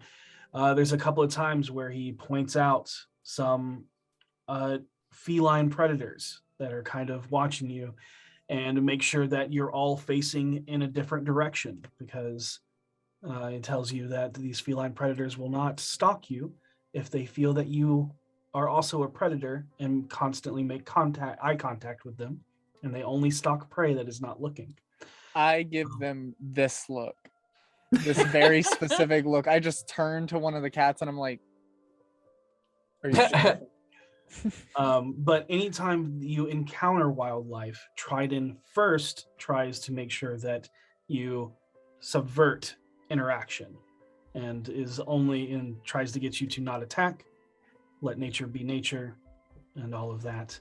However, about halfway through the day, especially for those with more keen hearing, You hear what sounds like a yelp. before we get there, Mhm. very, very far away, you hear something that sounds like a rock slide. Oh, that's not good. I Wow. look.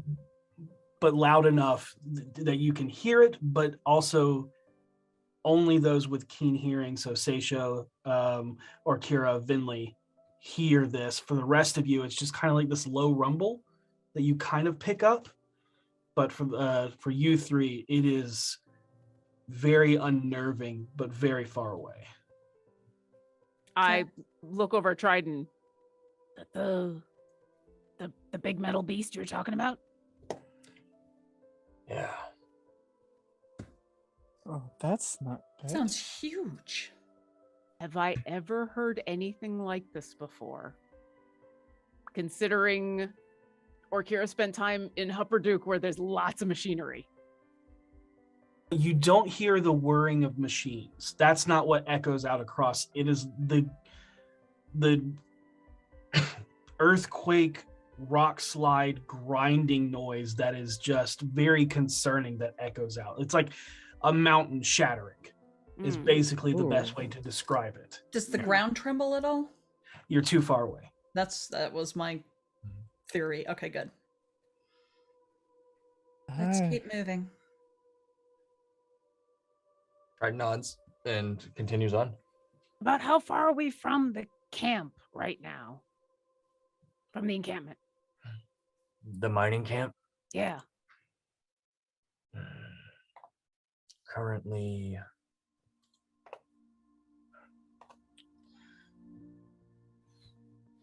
Be at 6 least hours, 5 out, half a day's journey.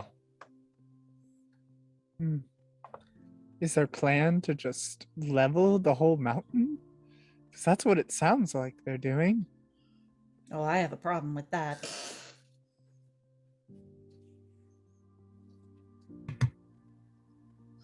Let's check it out. He says it's somewhere anywhere between 20 and 60 miles away. Oh, okay. That's It's too far out of the way, Harold. That would take us back to the mining camp. We're going the opposite direction. Then yeah.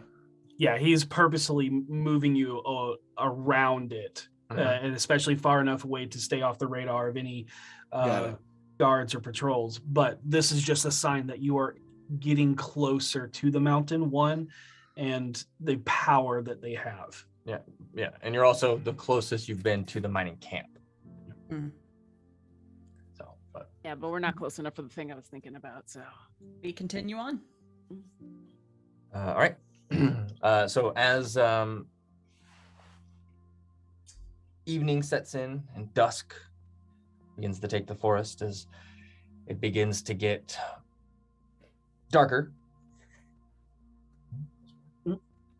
that is when our more keen-eared folks hears the yelp, almost like something literally just. Oh, so it sounds animal. Yeah, and definitely then sounds. and then you hear the whimpering cries of something. I send Savard out to see what it was, just in case it's something that shouldn't have happened. Okay. And then the eyes roll back in my head, and I grab onto Seisha's arm. Something's in pain. Savard flutters through the trees, and How far away can you warg? Oh, girl. It's been a minute since I've had to I think do it's that. 120 feet. I think so too. That's flock of familiars. Where is find familiar? There it is. 100 feet. Okay. 100 feet. Oh wait. When your familiar is within 100 feet of you, you can communicate with it telepathically. Additionally, as an action, you can see through its eyes and hear what it hears till the start of your next turn. Yeah, so it has to be within 100 feet of me to do that. Yep. Okay.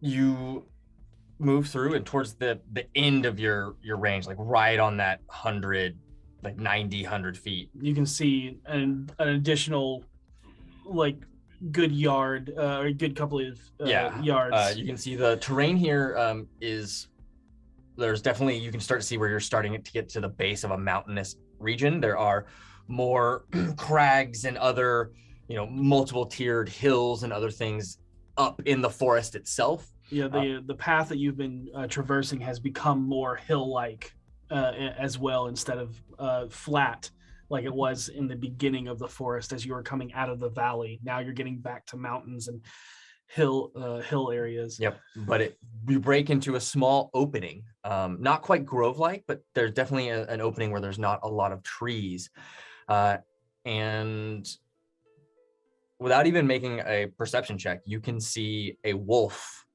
caught in a bear trap. A wolf. Whimpering. How big is the wolf? A wolf size?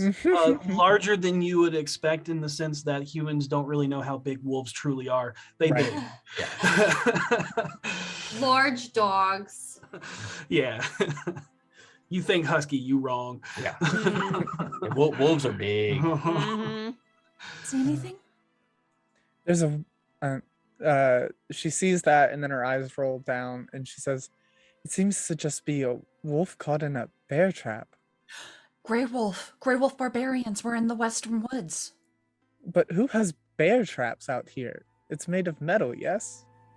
Yeah, but James? Yeah, it's made of metal. they might trade. And you hear. We should go save it. Yeah, we should. And Trident nods, but he says, there are barbarians around that use it to hunt. So the fact that there's a metal trap doesn't mean that's not anything out of the ordinary. Bentley, can you lead me to it? Yeah, I can. I'll come with two. Let's be careful. Where there's one trap, there might be more. Right. Try and I'll stick to the upper reaches just to give a lookout. I stick to the shadows. Stealth. And when do we? I take it Venley leads us to it. Yeah, you make it towards that wood line that starts to open up a little bit, and you can hear that whimpering that just pulls on your heartstrings. Before Seisha runs out in there, can I do a perception check to see if there's anyone watching this wolf to see if it's a trap? Sure, make a perception check. I would like to join her in that. Okay, make a perception check. Oh my god, boss! 32 on stealth. Wow. He vanishes right before my eyes. The ghost got boss again! There's a throwback. I'm Oh, Via's yeah. now convinced that he knows invisibility and will admit it. Yeah. I mean, you're not wrong. Yeah. Can I use Savard to give me advantage on it? Since he's up there, can he give me the help action? Sure. Cool. I got a 21. This time.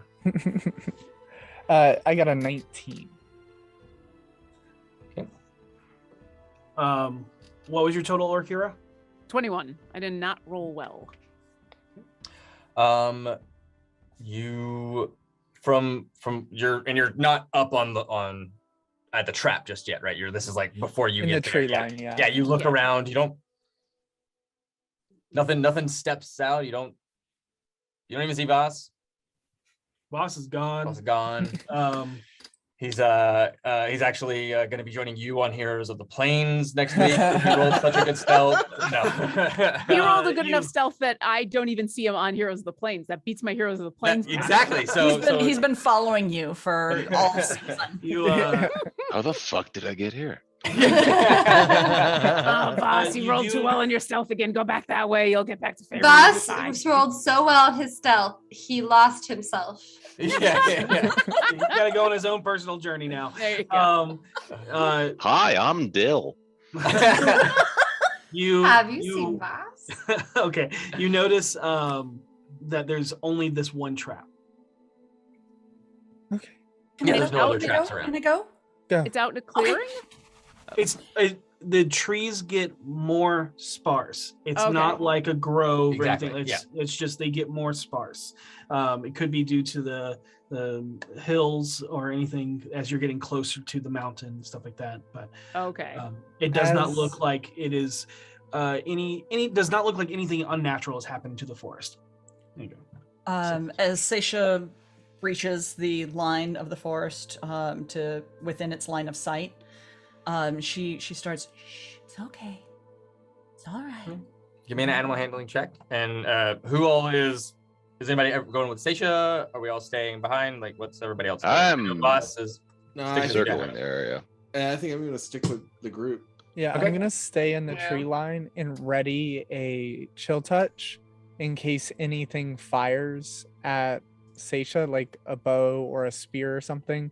I'm just gonna like shoot out a chill touch in the direction that whatever is fired goes. Does that make sense? Okay.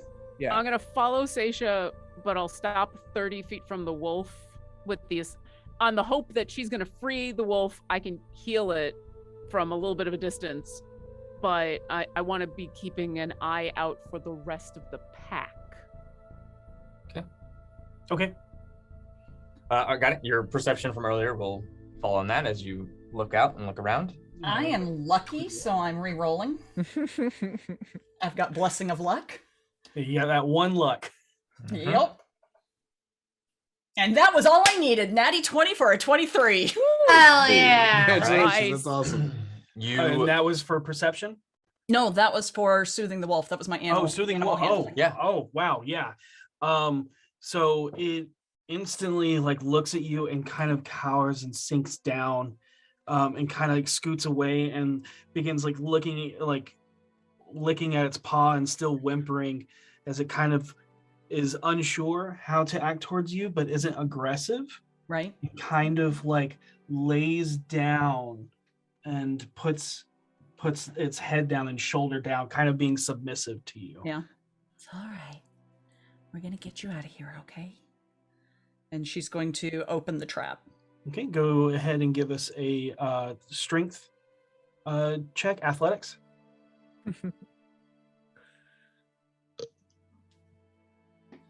She does not open the trap. That's an 8. 8. Yeah, it's giving you some trouble as you're trying to pull it apart. It looks a little rusted.